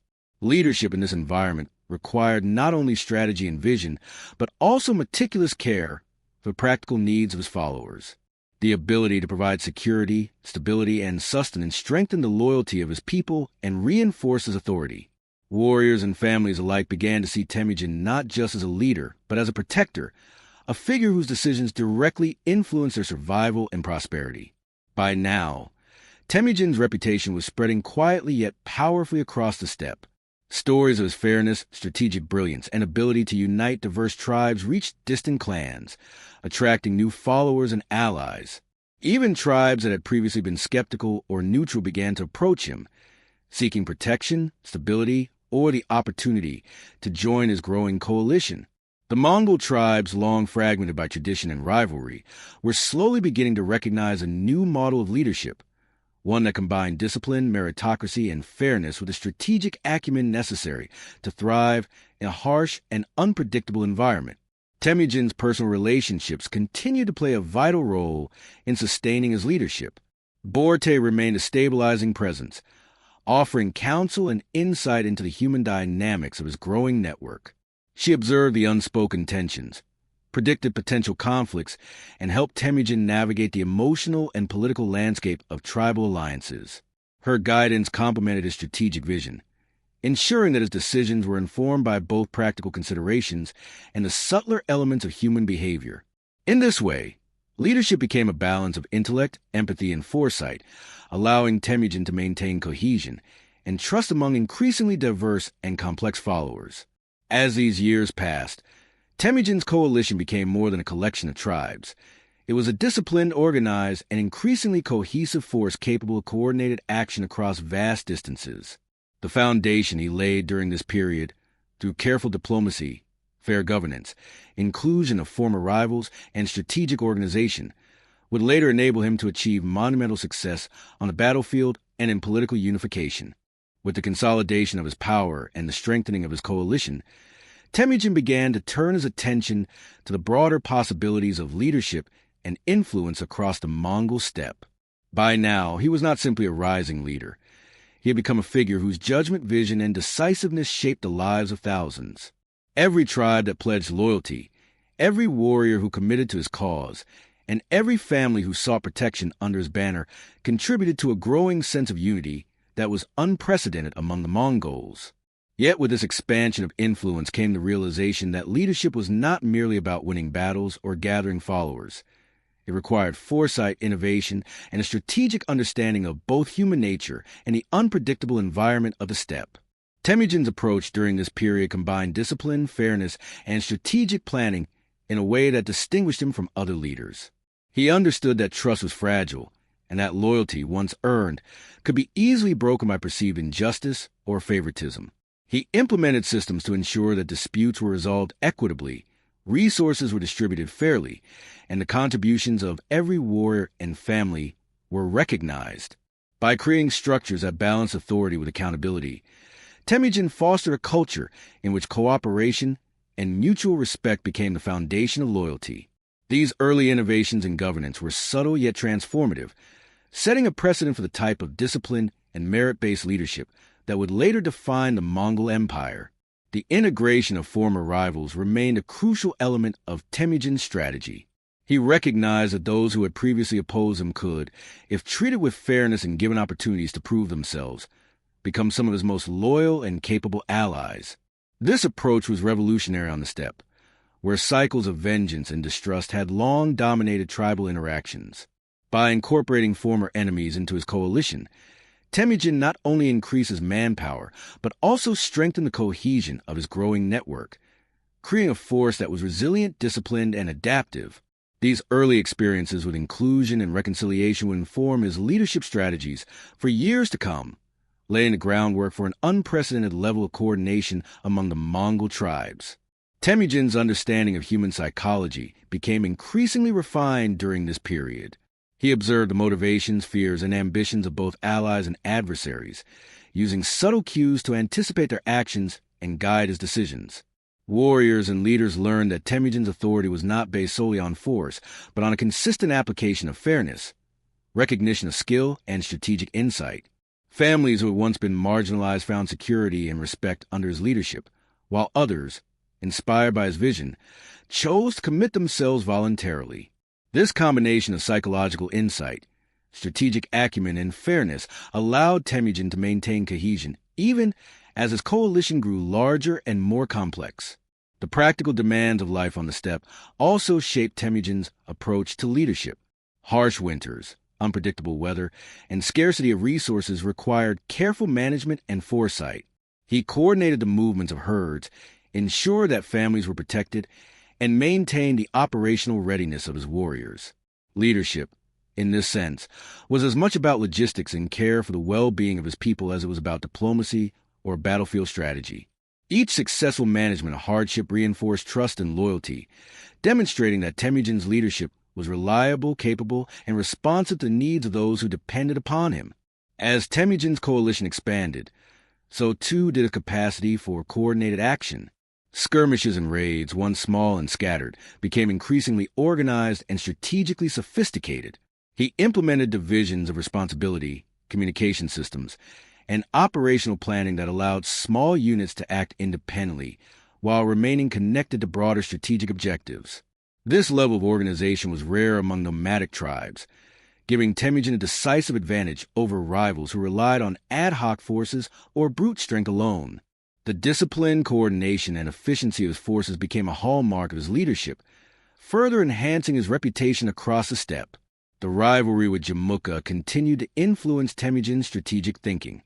Their philosophical differences, Temujin's merit-based system versus Jamukha's adherence to noble lineage, created tension that extended through their respective alliances. Some warriors were torn between the loyalty to personal relationships and the practical advantages of aligning with Temujin. These tensions tested his diplomatic skill, forcing him to act with patience, foresight, and occasional decisiveness to ensure that his coalition remained unified. The conflict, while challenging, also clarified Temujin's understanding of leadership and reinforced his commitment to fairness, discipline, and vision. Temujin's vision extended beyond immediate consolidation. He began to see the potential for unifying all Mongol tribes under a coherent system of governance. He imagined a structure where loyalty was earned, disputes were fairly resolved, and the contributions of warriors and families were recognized and rewarded. He envisioned a steppe in which cooperation and shared purpose could replace long-standing rivalries, allowing the Mongols to act as a unified force capable of achieving feats far beyond what any single tribe could accomplish alone. This vision, quietly cultivated and gradually implemented, laid the foundation for the dramatic expansion and success that would later define his reign as Genghis Khan.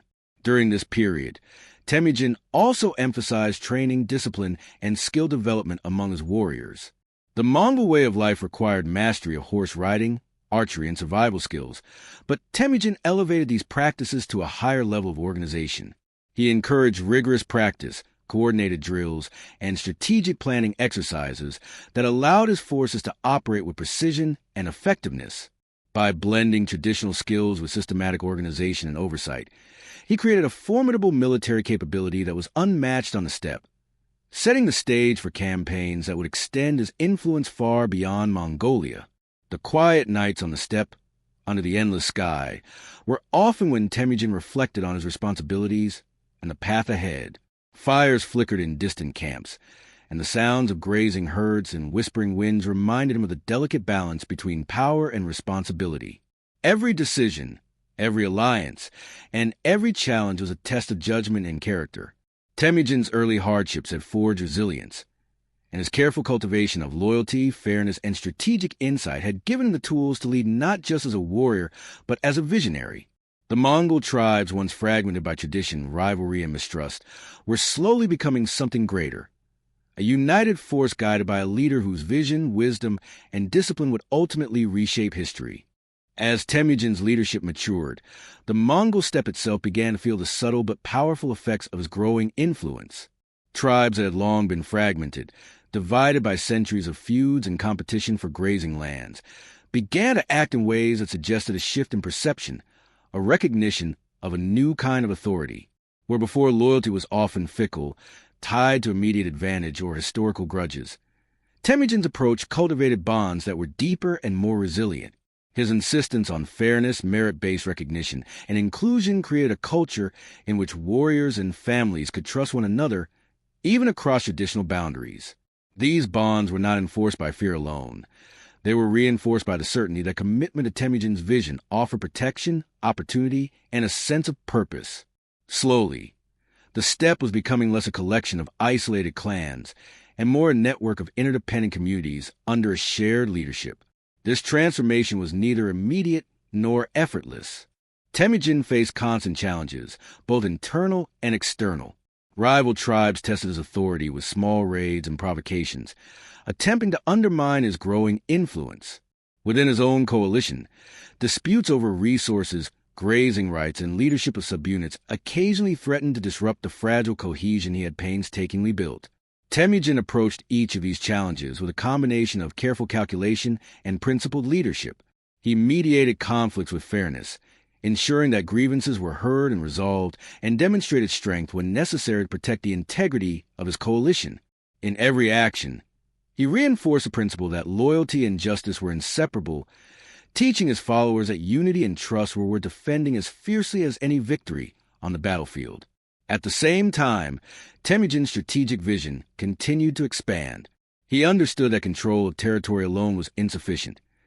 Influence required the cultivation of alliances, networks, and a reputation that could transcend the immediate reach of his forces. Scouts, messengers, and traveling traders became conduits for information and reputation, spreading tales of his fairness, skill, and strategic insight. These stories served as both warnings and invitations. Rivals learned to respect his abilities, while neutral tribes began to approach him voluntarily, seeking security and opportunity that came from aligning with his growing power. In this way, Temujin combined practical leadership with psychological strategy, understanding that perception could be as powerful a tool as cavalry or archery in shaping the Mongol steppe. The relationship with Jamukha remained a critical tension in this period. Once inseparable friends and sworn blood brothers, their paths had diverged along irreconcilable lines of philosophy and ambition. Jamukha's adherence to traditional hierarchies contrasted sharply with Temujin's merit-based approach, creating both personal sorrow and political friction. The conflict between them, though intermittent, forced Temujin to balance compassion, loyalty, and decisive action. Warriors and families were often caught between the two leaders, torn by personal allegiance and practical advantage. Temujin navigated these complexities with remarkable skill, demonstrating that leadership required both emotional intelligence and strategic foresight. These experiences reinforce his understanding that unification demanded more than force. It required vision, patience, and the ability to integrate human complexity into governance. During this time, Temujin also began to experiment with more structured methods of organization and administration. While the Mongols were nomadic and life on the steppe required mobility and adaptability, he recognized that stability could be achieved through predictable rules and fair enforcement of authority. Disputes were addressed through clear arbitration, rewards were distributed based on merit, and expectations of loyalty were communicated transparently.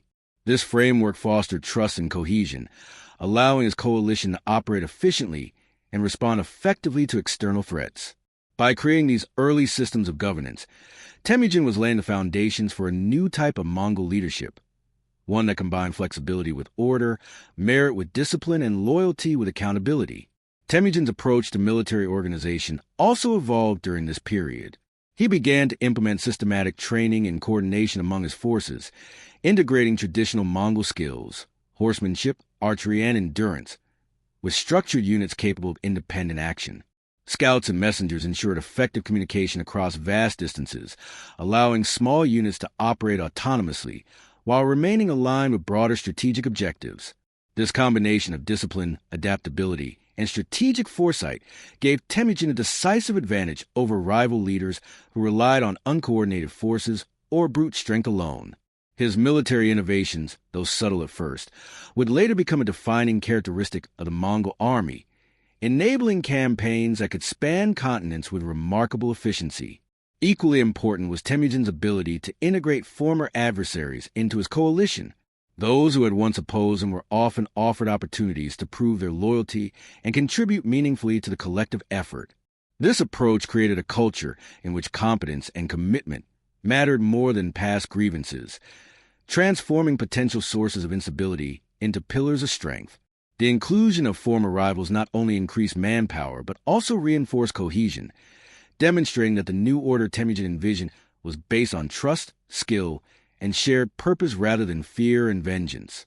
These lessons in reconciliation and strategic inclusion were quietly revolutionary, setting the stage for the unprecedented expansion of his influence across the Mongol steppe. Through these years, Temujin's vision extended beyond immediate consolidation to the creation of a lasting system of unity and stability. He began to see the potential for the Mongol tribes to operate as a cohesive force, capable of coordinated action and collective achievement far beyond the capabilities of any single clan. He understood that true power lay not merely in conquest or domination, but in the ability to inspire loyalty, maintain order, and integrate diverse groups into a resilient and disciplined network. Each decision, from conflict resolution to the distribution of resources to the integration of former rivals, reflected this long-term vision, gradually shaping the Mongol steppe into a landscape capable of unprecedented cohesion and purpose. In the quiet nights under the endless blue sky, Temujin's followers could sense the transformation taking place. Fires flickered across distant encampments, the sounds of grazing herds punctuated by the whispering wind, and the stories of fair and visionary leaders spread quietly yet powerfully among tribes. Trust, loyalty, and shared purpose began to replace fear, suspicion, and rivalry. Families found security, warriors found recognition and opportunity, and the Mongol tribes collectively moved toward a new era, guided by the vision of a leader whose wisdom, fairness, and discipline promised not only survival, but the possibility of reshaping history. The foundations of a unified Mongol force were now firmly in place, preparing the way for the extraordinary campaigns and conquests that would follow. By this stage, Temujin had become not merely a leader of a coalition, but a symbol of a new order emerging across the Mongol steppe. The fragmented tribes that had once fought over grazing lands and old grudges were beginning to recognize the benefits of unity under his guidance.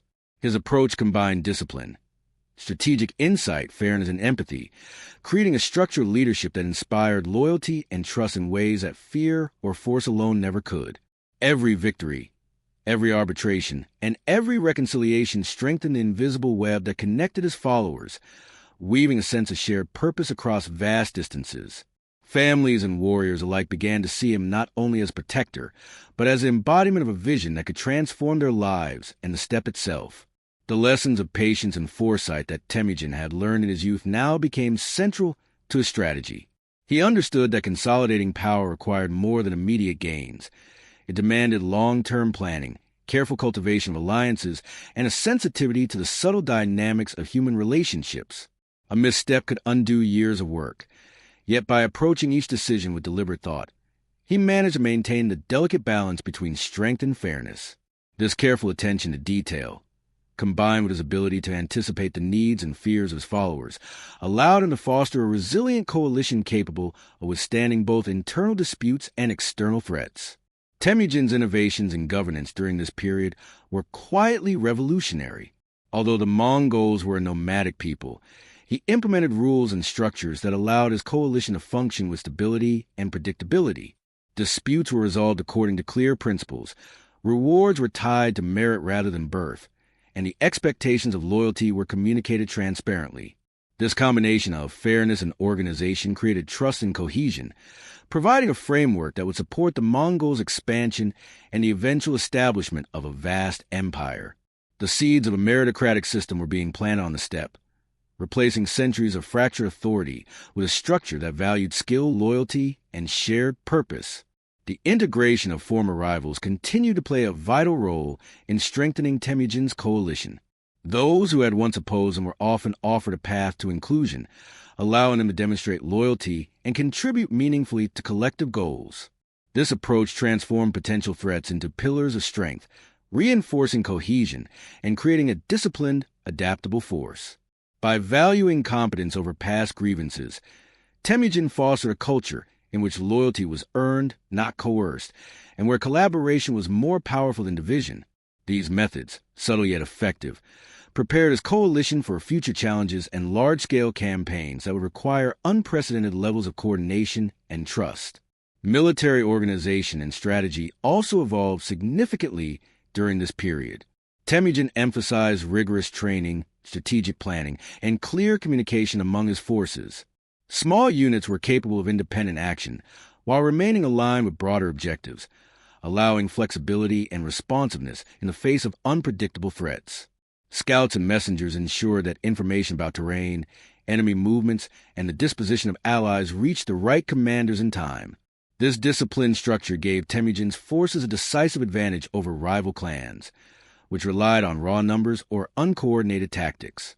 The foundations of what would become one of the most efficient and formidable military machines in history were now taking shape, grounded in foresight, organization, and skill. The continuing tension with Jamuka underscored the importance of balancing ambition, loyalty, and pragmatism. Their philosophical divide, Temujin's meritocratic approach versus Jamuka's reliance on hereditary authority, served as both a challenge and a guiding principle. Temujin learned to navigate the loyalty of those torn between the two leaders, managing the complexities of allegiance while maintaining the integrity of his coalition. These experiences reinforced his understanding that leadership required a delicate blend of firmness, empathy, and strategic calculation. Every decision was both a test and a lesson, shaping the principles that would guide him through the extraordinary expansion of his influence in the years to come. Practical considerations of survival and resource management also remained central to Temujin's leadership. Life on the steppe demanded constant attention to the care of herds, the safety of families, and preparation for harsh winters or sudden shortages. By demonstrating competence in these essential aspects of daily life, Temujin strengthened the trust of his followers. Families saw him as a protector, warriors recognized the stability he provided, and neutral tribes were drawn to his leadership because it offered security and reliability. In this way, practical leadership, strategic insight, and the cultivation of loyalty were intertwined, creating a resilient system capable of sustaining itself even under extreme conditions. Temujin's vision for the Mongol tribes extended beyond mere survival. He imagined a coalition of people capable of coordinated action, united by trust, loyalty, and shared purpose. This vision encompassed not only military strength but also social cohesion, economic stability, and political innovation. He began to see the potential for the Mongols to operate as a disciplined and adaptive network, able to respond to threats, seize opportunities, and move with unparalleled efficiency across the vast expanse of the steppe. Each reconciliation, fair decision, and strategic initiative brought him closer to this vision, slowly transforming the Mongol tribes from a collection of fragmented clans into a cohesive and formidable society. As nights fell and the fires flickered across distant encampments, the people of Temujin's coalition could sense the subtle transformation taking place.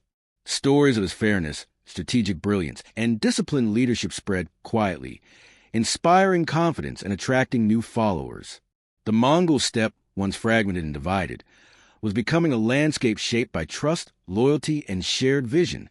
Families felt protected, warriors found purpose, and tribes recognized that cooperation and discipline could achieve results far beyond individual ambition.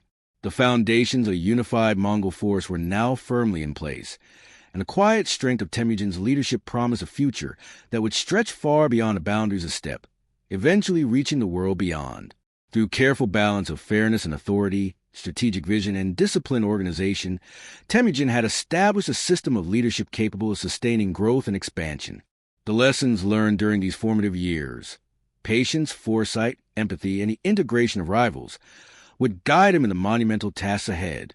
The Mongol tribes, long divided by tradition and rivalry, were now moving toward a new era, one in which discipline, loyalty, and shared purpose would define the collective identity of a people. Temujin, once a boy marked by hardship and survival, had become a leader whose vision and principles would shape the destiny of civilization for generations to come, laying the groundwork for the extraordinary empire of Genghis Khan. As Temujin's authority spread across the steppe, the scale of his ambitions grew alongside the responsibilities of leadership. The young leader had not only unified scattered clans, but had also begun to imagine the potential of a Mongol confederation that could extend its influence far beyond the familiar grasslands. This vision was quiet but persistent, unfolding in every decision, every negotiation, and every tactical maneuver he undertook. The steppe itself became a canvas upon which he painted a new order, one that balanced loyalty with discipline, justice with strength, and ambition with foresight. It was a delicate balance, requiring both patience and boldness, intuition and calculation, empathy and firmness. Temujin's leadership had matured to a point where he understood that true power was not merely taken. It was built carefully, like a bridge across a turbulent river, connecting people who might otherwise have remained forever divided. During this period, Temujin devoted considerable energy to strengthening internal cohesion among his followers. He recognized that a unified coalition was vulnerable if even a single element, whether a clan leader, a family, or a group of warriors, felt neglected or unfairly treated. To prevent dissent, he continued to implement systems of arbitration and resource distribution that were consistent, transparent, and merit-based. Every complaint was heard, every grievance addressed, and every contribution recognized. This careful attention to fairness fostered trust, and trust became the foundation upon which loyalty was built. His followers learned that their commitment to Temujin was both meaningful and valued, reinforcing the bonds that would sustain his growing empire even in the face of external challenges. One of Temujin's most striking achievements during this period was his ability to convert former enemies into allies. Rival leaders who had once fought him or opposed his rise were offered opportunities to demonstrate loyalty, contribute their skills, and secure positions of influence within his coalition. This strategy went beyond mere pragmatism. It reflected a deep understanding of human psychology and the value of redemption. By offering paths to reconciliation, Temujin reduced the likelihood of rebellion, increased the cohesion of his forces, and created a culture in which skill and commitment mattered more than past conflicts. Former adversaries became trusted commanders and advisors, enhancing both the strategic and organizational capabilities of his growing network. Temujin's vision extended to the structuring of military forces, which became increasingly sophisticated and disciplined. He implemented hierarchical yet flexible systems that allowed units to operate independently while remaining aligned with broader strategic goals. Scouts and messengers relayed intelligence across vast distances, enabling coordinated movements and preemptive responses to potential threats. Training became rigorous, emphasizing horsemanship, archery, and endurance while incorporating strategic planning exercises that taught warriors to act with precision and judgment.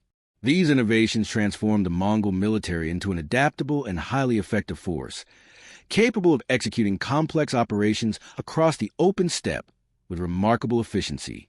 The rivalry with Jamukha, though a source of tension, continued to shape Temujin's approach to leadership. Their philosophical differences, Temujin's focus on merit and loyalty versus Jamukha's reliance on noble lineage and tradition, highlighted the evolving nature of power on the steppe. Navigating this tension required careful diplomacy, strategic calculation, and sometimes decisive action. Temujin learned to maintain unity among his own followers while subtly undermining the influence of his rival, demonstrating both patience and tactical brilliance. This period of tension and resolution reinforced his understanding that leadership was as much about psychological acuity and negotiation as it was about strength in battle. Resource management remained a critical aspect of Temujin's leadership. The steppe was a harsh and unpredictable environment, with long winters, variable grazing lands, and limited supplies. Ensuring the welfare of his people required constant vigilance. Temujin coordinated the movement of herds, planned settlements for families, and prepared contingencies for shortages or attacks. These practical responsibilities reinforced the perception of him not merely as a leader of warriors, but as a protector of families and communities. By attending to the needs of both warriors and civilians, he strengthened the bonds of loyalty that extended beyond fear or obligation, creating a coalition rooted in mutual reliance and respect. Temujin also began to refine the way he managed information and communication within his network. Understanding the value of timely intelligence, he developed methods for scouts to report the movements of rival groups, the condition of grazing lands, and other critical factors. This flow of information allowed him to make decisions with foresight, anticipate challenges, and respond strategically to threats. At the same time, he carefully managed the dissemination of his reputation, ensuring that tales of fairness, strength, and vision spread across the steppe. By shaping perception as thoughtfully as action, Temujin strengthened both loyalty and deterrence, creating an environment in which both allies and rivals understood the consequences of their choices. The cohesion of Temujin's growing coalition also allowed for more ambitious military operations and coordinated strategies. Groups that had once acted independently were now capable of executing complex maneuvers in unison. The combination of discipline, communication, and loyalty created a level of operational flexibility that other leaders could not match. Even seemingly minor victories reinforced a sense of collective purpose, as each skirmish demonstrated the effectiveness of unity and coordination. Warriors began to recognize that success depended not only on individual skill, but also on shared vision and organized effort, deepening their commitment to Temujin and his emerging system of leadership. Amid all these developments, Temujin's vision for a unified Mongol society began to crystallize. He imagined a coalition capable of coordinated action, structured around principles of fairness, merit, and loyalty. He saw the potential for a steppe transformed from fragmented clans into a disciplined and interconnected society capable of extraordinary feats.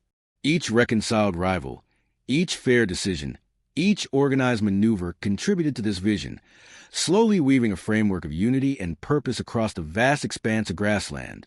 What had once been scattered tribes and individual warriors was now becoming a coherent force, guided by a leader whose principles extended beyond immediate gains to encompass the long-term survival, prosperity, and influence of the Mongols.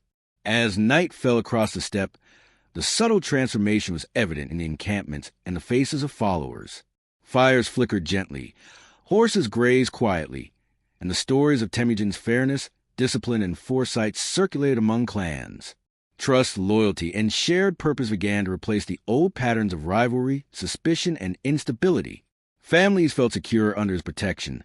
Warriors found recognition and respect, and tribes slowly began to move in synchrony toward a new collective identity. Temujin, once a boy who had endured hardship and abandonment, had become a leader whose vision, strategy, and principles were reshaping the Mongol steppe, laying the groundwork for the extraordinary empire that would extend its influence across continents and alter the course of history. With the Mongol tribes gradually coalescing under Temujin's leadership, a new chapter of organization, discipline, and strategic planning began to unfold. The steppe, one a mosaic of isolated clans and ceaseless rivalries, was slowly becoming a unified network of communities bound by shared vision and loyalty. Temujin understood that leadership was not merely a product of personal strength or battlefield prowess. It required foresight, empathy, and the ability to shape social, political, and military structures that can endure.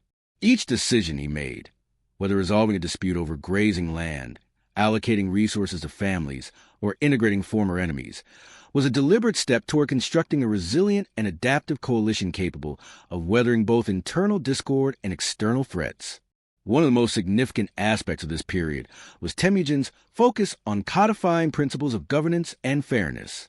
Although the Mongols were traditionally nomadic, he recognized that even in a mobile society, consistent rules and predictable enforcement of authority were essential. Disputes were carefully heard and adjudicated. Rewards were distributed based on merit, effort, and loyalty rather than inheritance or favoritism, and expectations of conduct and allegiance were clearly communicated. These measures created a sense of justice and stability, fostering trust not only between Temujin and his followers, but also among the clans themselves. The implementation of such systems marked a quiet revolution on the steppe, transforming the dynamics of authority from personal power and intimidation to organized leadership rooted in fairness and accountability. Temujin's understanding of human nature deepened as he observed the behaviors, ambitions, and fears of both allies and former rivals. He learned that loyalty could be cultivated not simply through rewards or coercion, but through respect, trust, and the acknowledgement of individual skill and contribution.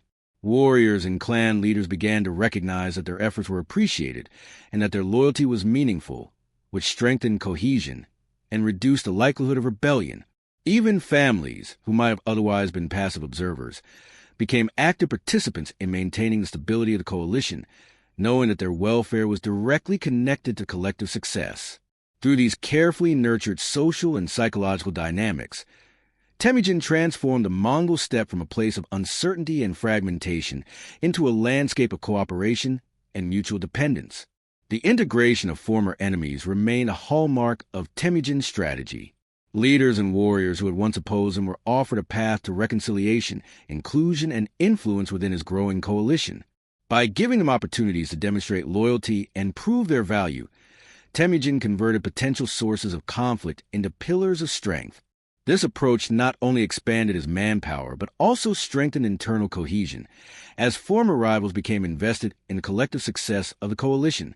The subtle genius of this method lay in its combination of pragmatism and psychological insight. It reduced the likelihood of insurgency, reinforced trust, and cultivated a culture in which merit and commitment mattered more than past grievances or inherited status.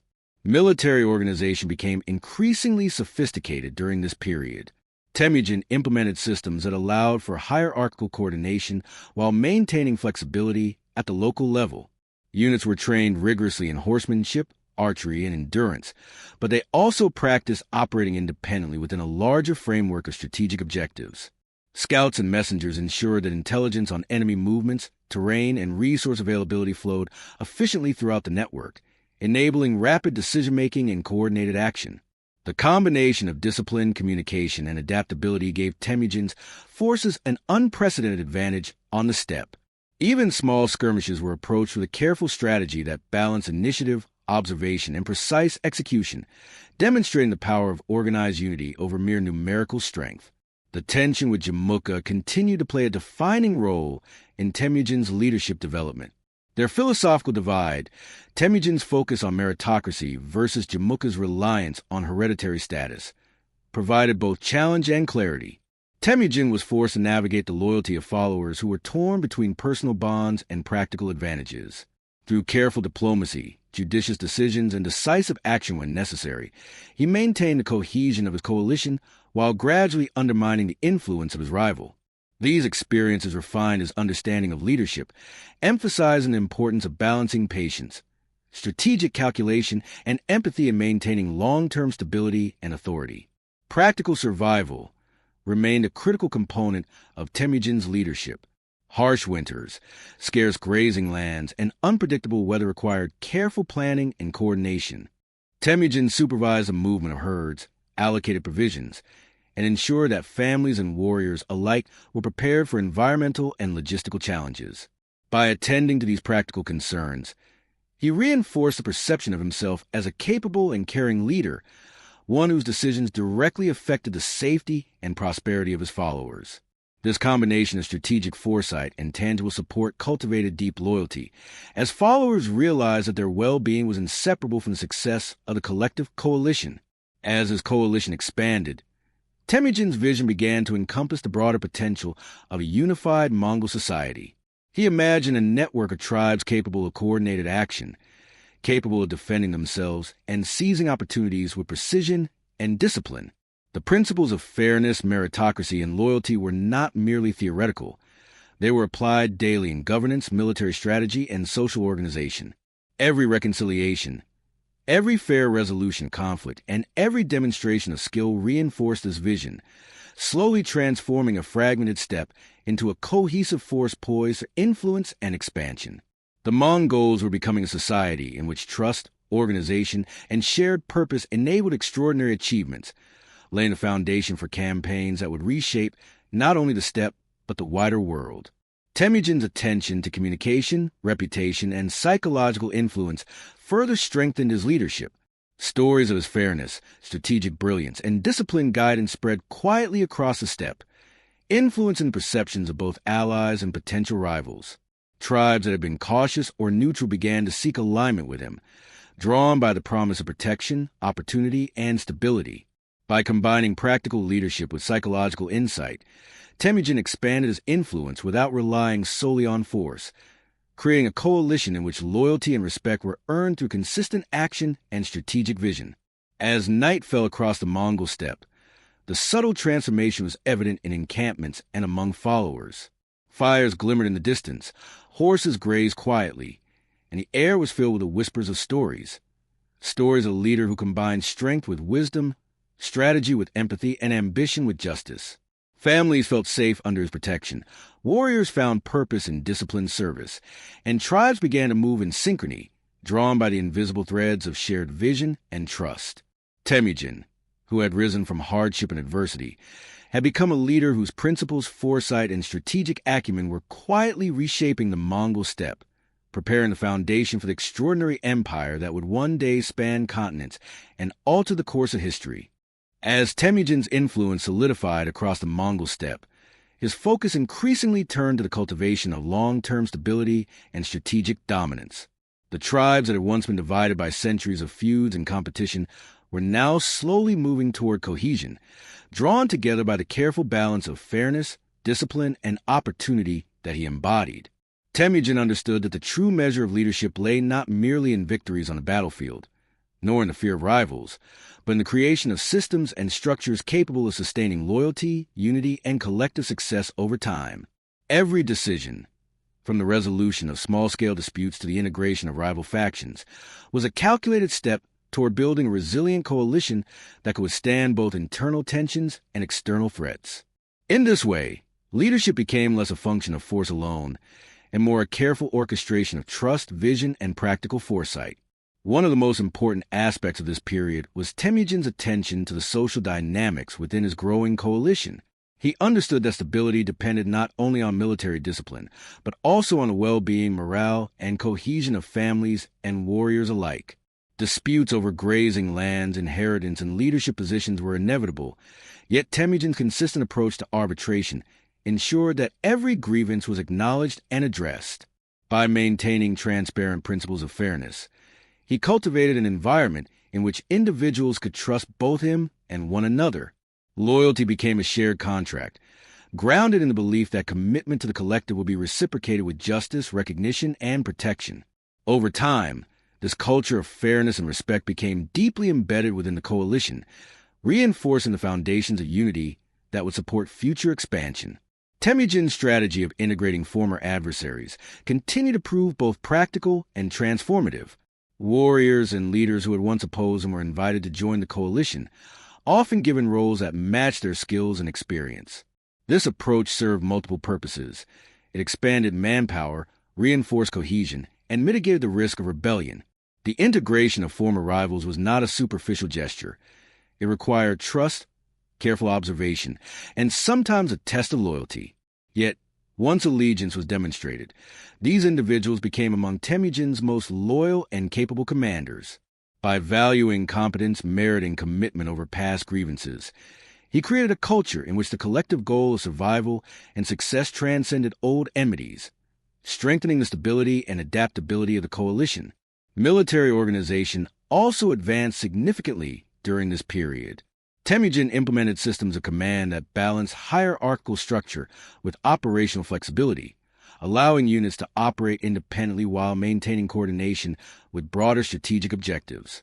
Scouts, messengers, and observers provided timely intelligence, ensuring that decisions were informed by accurate information and that forces could respond rapidly to both opportunity and threat. Training emphasized precision, endurance, and adaptability, blending traditional Mongol skills such as horsemanship and archery with systematic practice and coordinated maneuvers. This combination of skill, discipline, and strategic insight enabled Temujin's forces to achieve an unprecedented level of effectiveness, transforming them into a mobile, cohesive, and highly efficient network capable of remarkable feats across the steppe. The enduring tension with Jamukha continued to shape Temujin's strategic thinking. Their divergence, Temujin's meritocratic, inclusive approach versus Jamukha's adherence to noble lineage and traditional hierarchy, was both a personal and political challenge. Followers often faced difficult choices between loyalty to personal bonds and the pragmatic advantages of alignment with Temujin's vision. Navigating this tension required careful diplomacy, strategic foresight, and decisive action when necessary. Each encounter, negotiation, and reconciliation reinforced Temujin's understanding that leadership required a delicate blend of strength, patience, and insight into human behavior. These lessons were quietly revolutionary, preparing him to manage the far more complex challenges that lay ahead as his coalition continued to grow. Resource management and the practical necessities of life on the steppe remained central to Temujin's leadership. Harsh winters, limited grazing lands, and unpredictable weather demanded careful planning and coordination. Temujin oversaw the movement of herds, ensured the safety of families, and maintained reserves to withstand shortages or sudden attacks. By addressing these tangible needs, he reinforced the perception of himself not merely as a conqueror, but as a protector of people and property. This combination of practical care and strategic vision fostered deep loyalty, as followers realized that their security and prosperity were directly tied to the collective success of the coalition and the judicious leadership of Temujin. Temujin also increasingly recognized the importance of psychological influence and reputation. Stories of his fairness, strategic brilliance, and disciplined leadership spread across the steppe, shaping perceptions among both allies and rivals. Tribes that had previously been neutral or wary were drawn to him, seeking protection, opportunity, and stability. His growing reputation functioned as both a magnet and a deterrent. Potential allies were inspired to join, while rivals reconsidered direct confrontation. By combining tangible action with the careful cultivation of reputation, Temujin extended his influence far beyond the immediate reach of his forces, demonstrating that leadership was as much about perception and persuasion as it was about force or numbers. The cohesion and discipline of Temujin's growing coalition allowed for increasingly ambitious operations. Small units that had once acted independently now executed coordinated maneuvers across vast distances, demonstrating the effectiveness of strategic planning and hierarchical organization. Each successful engagement reinforced the principles of loyalty, trust, and shared purpose, showing that collective effort achieved far more than isolated individual action. Warriors began to understand that their success and survival depended on cooperation, discipline, and alignment with a broader vision, embedding these principles deeply into the culture of the coalition. In addition to military and social organization, Temujin's vision encompassed the long-term potential of a unified Mongol society. He imagined a network of tribes capable of responding to challenges with coordination and efficiency, capable of seizing opportunities while maintaining stability and cohesion. Each fair resolution of conflict, each act of inclusion, and each strategic maneuver contributed to the realization of this vision. Slowly, the Mongol steppe was being transformed from a fragmented landscape into a coherent force guided by trust, discipline, and shared purpose. Temujin's leadership now operated on multiple levels simultaneously. tactical, social, strategic, and psychological, preparing the Mongols for a future that would extend far beyond the steppe. As night fell and fires flickered across the steppe, the quiet transformation became evident in the daily lives of followers. Families found security, warriors discovered purpose, and tribes began to move with a sense of shared identity. The Mongol steppe, once a place of division and uncertainty, now resonated with the invisible threads of cohesion and trust that Temujin had carefully woven. His vision, strategy, and disciplined leadership were reshaping the social and military landscape, creating a foundation that would support the unprecedented expansion of the Mongol Empire. Temujin, who had risen from hardship, deprivation, and exile, had become a leader whose influence, principles, and foresight were quietly but irrevocably changing the course of history. Temujin's influence on the Mongol steppe had grown steadily, and with it, his vision for a unified society. The once fragmented clans now began to operate as a cohesive network, guided by trust, loyalty, and shared purpose. He understood that leadership was more than battlefield victories. It depended on fairness, discipline, and careful attention to human needs. Each decision, whether resolving disputes, integrating former rivals, or planning movements of herds, was deliberate, shaping both perception and reality. Former enemies were brought into the fold, their loyalty tested and rewarded, turning potential threats into assets. This approach strengthened cohesion and reinforced the principle that merit and commitment mattered more than past conflicts or lineage. Temujin's military organization also advanced, combining hierarchical structure with flexibility. Scouts and messengers provided intelligence on enemy movements and terrain, while units trained rigorously in archery, horsemanship, and coordinated maneuvers. The result was a mobile, disciplined, and adaptable force capable of executing complex strategies across vast distances. Even the tension with rivals like Jamukha offered lessons. Navigating competing loyalties required diplomacy, psychological insight, and strategic calculation, further refining Temujin's approach to leadership. At the same time, practical concerns, food, shelter, and safety, were carefully managed, reinforcing trust and ensuring survival of both families and warriors. By combining foresight, fairness, and organization, Temujin quietly transformed the steppe into a landscape of order, preparing the Mongol tribes for the extraordinary expansion that would follow. By now, Temujin's leadership had reshaped the social and military fabric of the Mongol steppe. Clans that had once operated independently or in rivalry now coordinated their movements, guided by trust, meritocracy, and shared goals. His emphasis on fairness, loyalty, and discipline created a resilient coalition capable of withstanding internal and external challenges. Every arbitration, integration of former rivals, and strategic decision reinforced this system. The integration of former enemies remained a defining feature of his approach. Leaders and warriors who had opposed him were carefully tested and then incorporated into positions of responsibility, converting threats into strengths. This method nurtured loyalty, encouraged competence, and reinforced a culture in which personal ambition aligned with collective success. The Mongol forces were organized hierarchically but retained operational flexibility, allowing units to act independently while remaining coordinated. Scouts relayed vital intelligence, and warriors trained rigorously, blending traditional nomadic skills with strategic discipline. Even the lessons learned from rivalries, like those with Jamukha, shaped Temujin's leadership philosophy. He learned to balance patience with decisiveness, fairness with authority, and ambition with empathy. Practical management of resources, from grazing lands to family welfare, further strengthened loyalty and trust. By combining social, psychological, and military insight, Temujin transformed the steppe into a coordinated, disciplined, and loyal society, laying the groundwork for a Mongol empire that would influence continents. Before Temujin ever drew his first breath, before his name echoed across continents, the world he would inherit was already ancient, weathered, and shaped by forces far older than any single human being. To picture this world, let your mind drift once more across the vastness of the steppe. It is morning now, dawn spreading its pale gold across the horizon. The grass glimmers with beads of frost, and a soft mist floats close to the earth, moving as slowly as a dream. In this gentle light, the steppe appears endless, stretching into distances so far that the human eye can hardly guess where land meets sky. This was not a land where great monuments rose, or where bustling cities hummed with noise. It was a world defined by space, silence, and movement. Here, the sky felt larger, the earth stronger, and every living creature, human or animal, existed in a delicate balance with nature. For the Mongol tribes, this balance shaped every decision, every belief, and every tradition.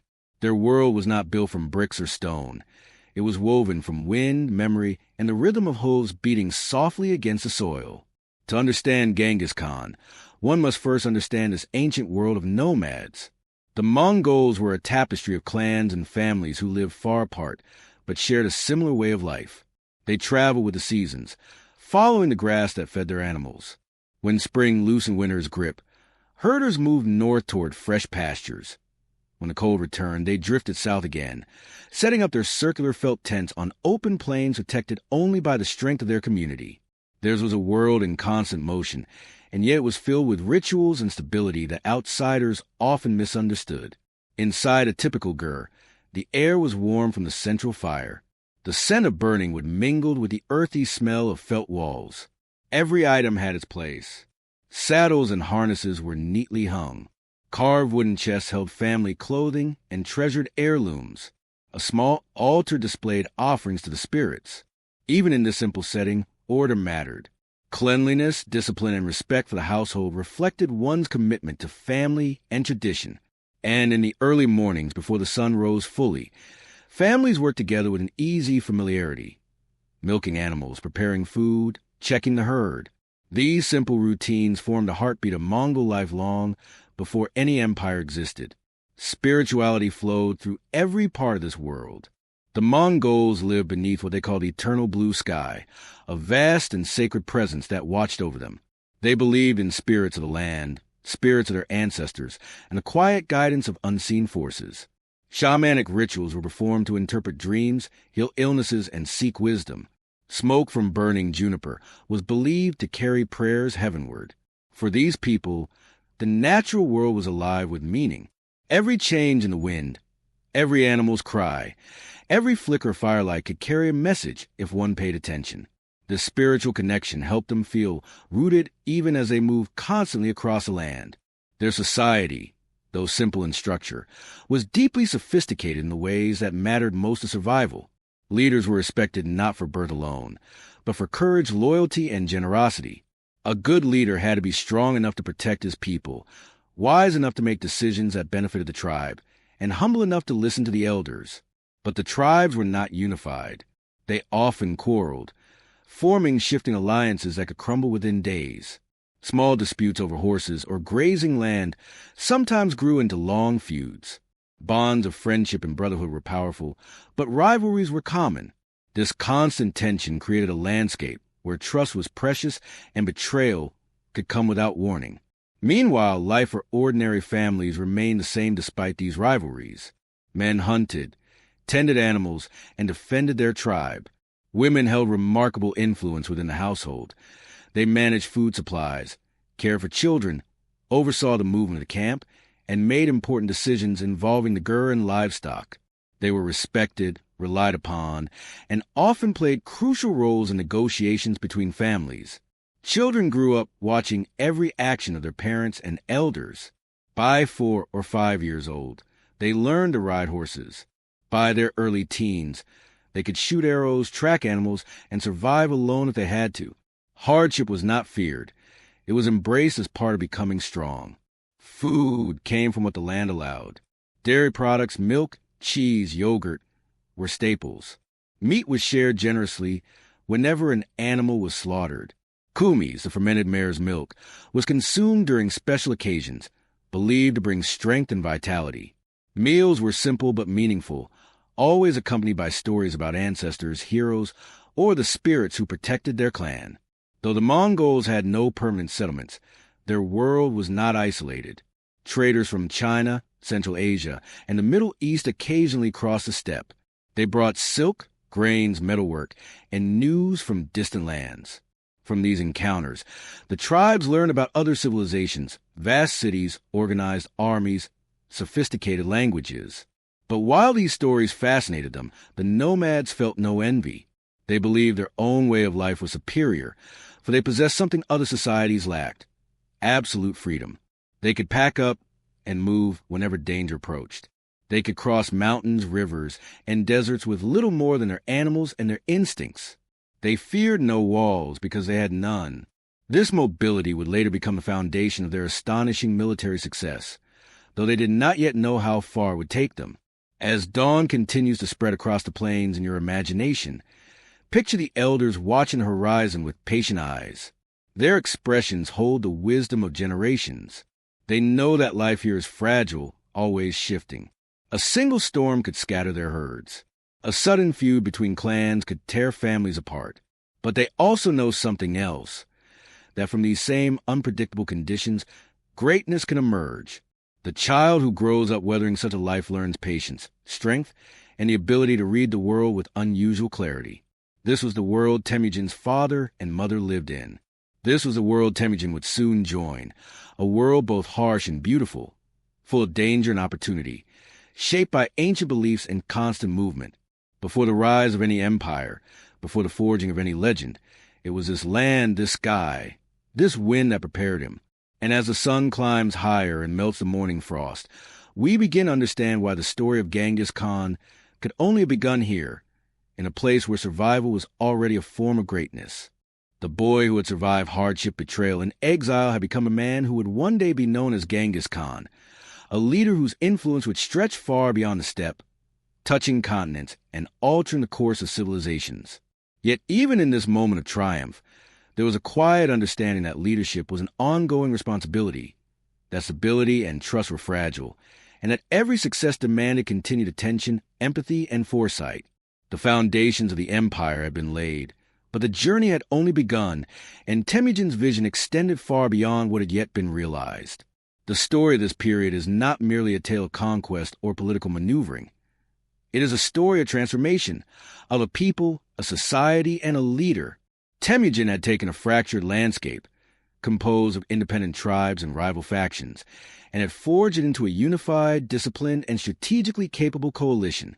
He had demonstrated that leadership depended as much on understanding, fairness, and psychological insight as it did on force or courage. By balancing ambition with care, authority with fairness, and strategy with empathy, Temujin created a foundation upon which one of the largest empires in human history would be built. The Mongol steppe, once a place of division and survival, had become a canvas for a new vision of organized human potential. And as the night deepened, as the stars spread across the sky in silent witness, the story of Temujin's rise and transformation comes to a reflective close.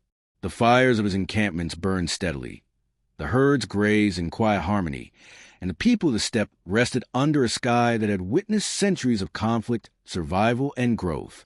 Through discipline, vision, fairness, and insight, Temujin had changed not just the political landscape of his world, but the very nature of leadership and human cooperation. The Mongol steppe and the history that would follow had been irrevocably shaped by a boy who rose from hardship to become a leader of unparalleled vision, a man who would be remembered as Genghis Khan, the architect of civilizations, and the quiet force behind one of history's most extraordinary transformations.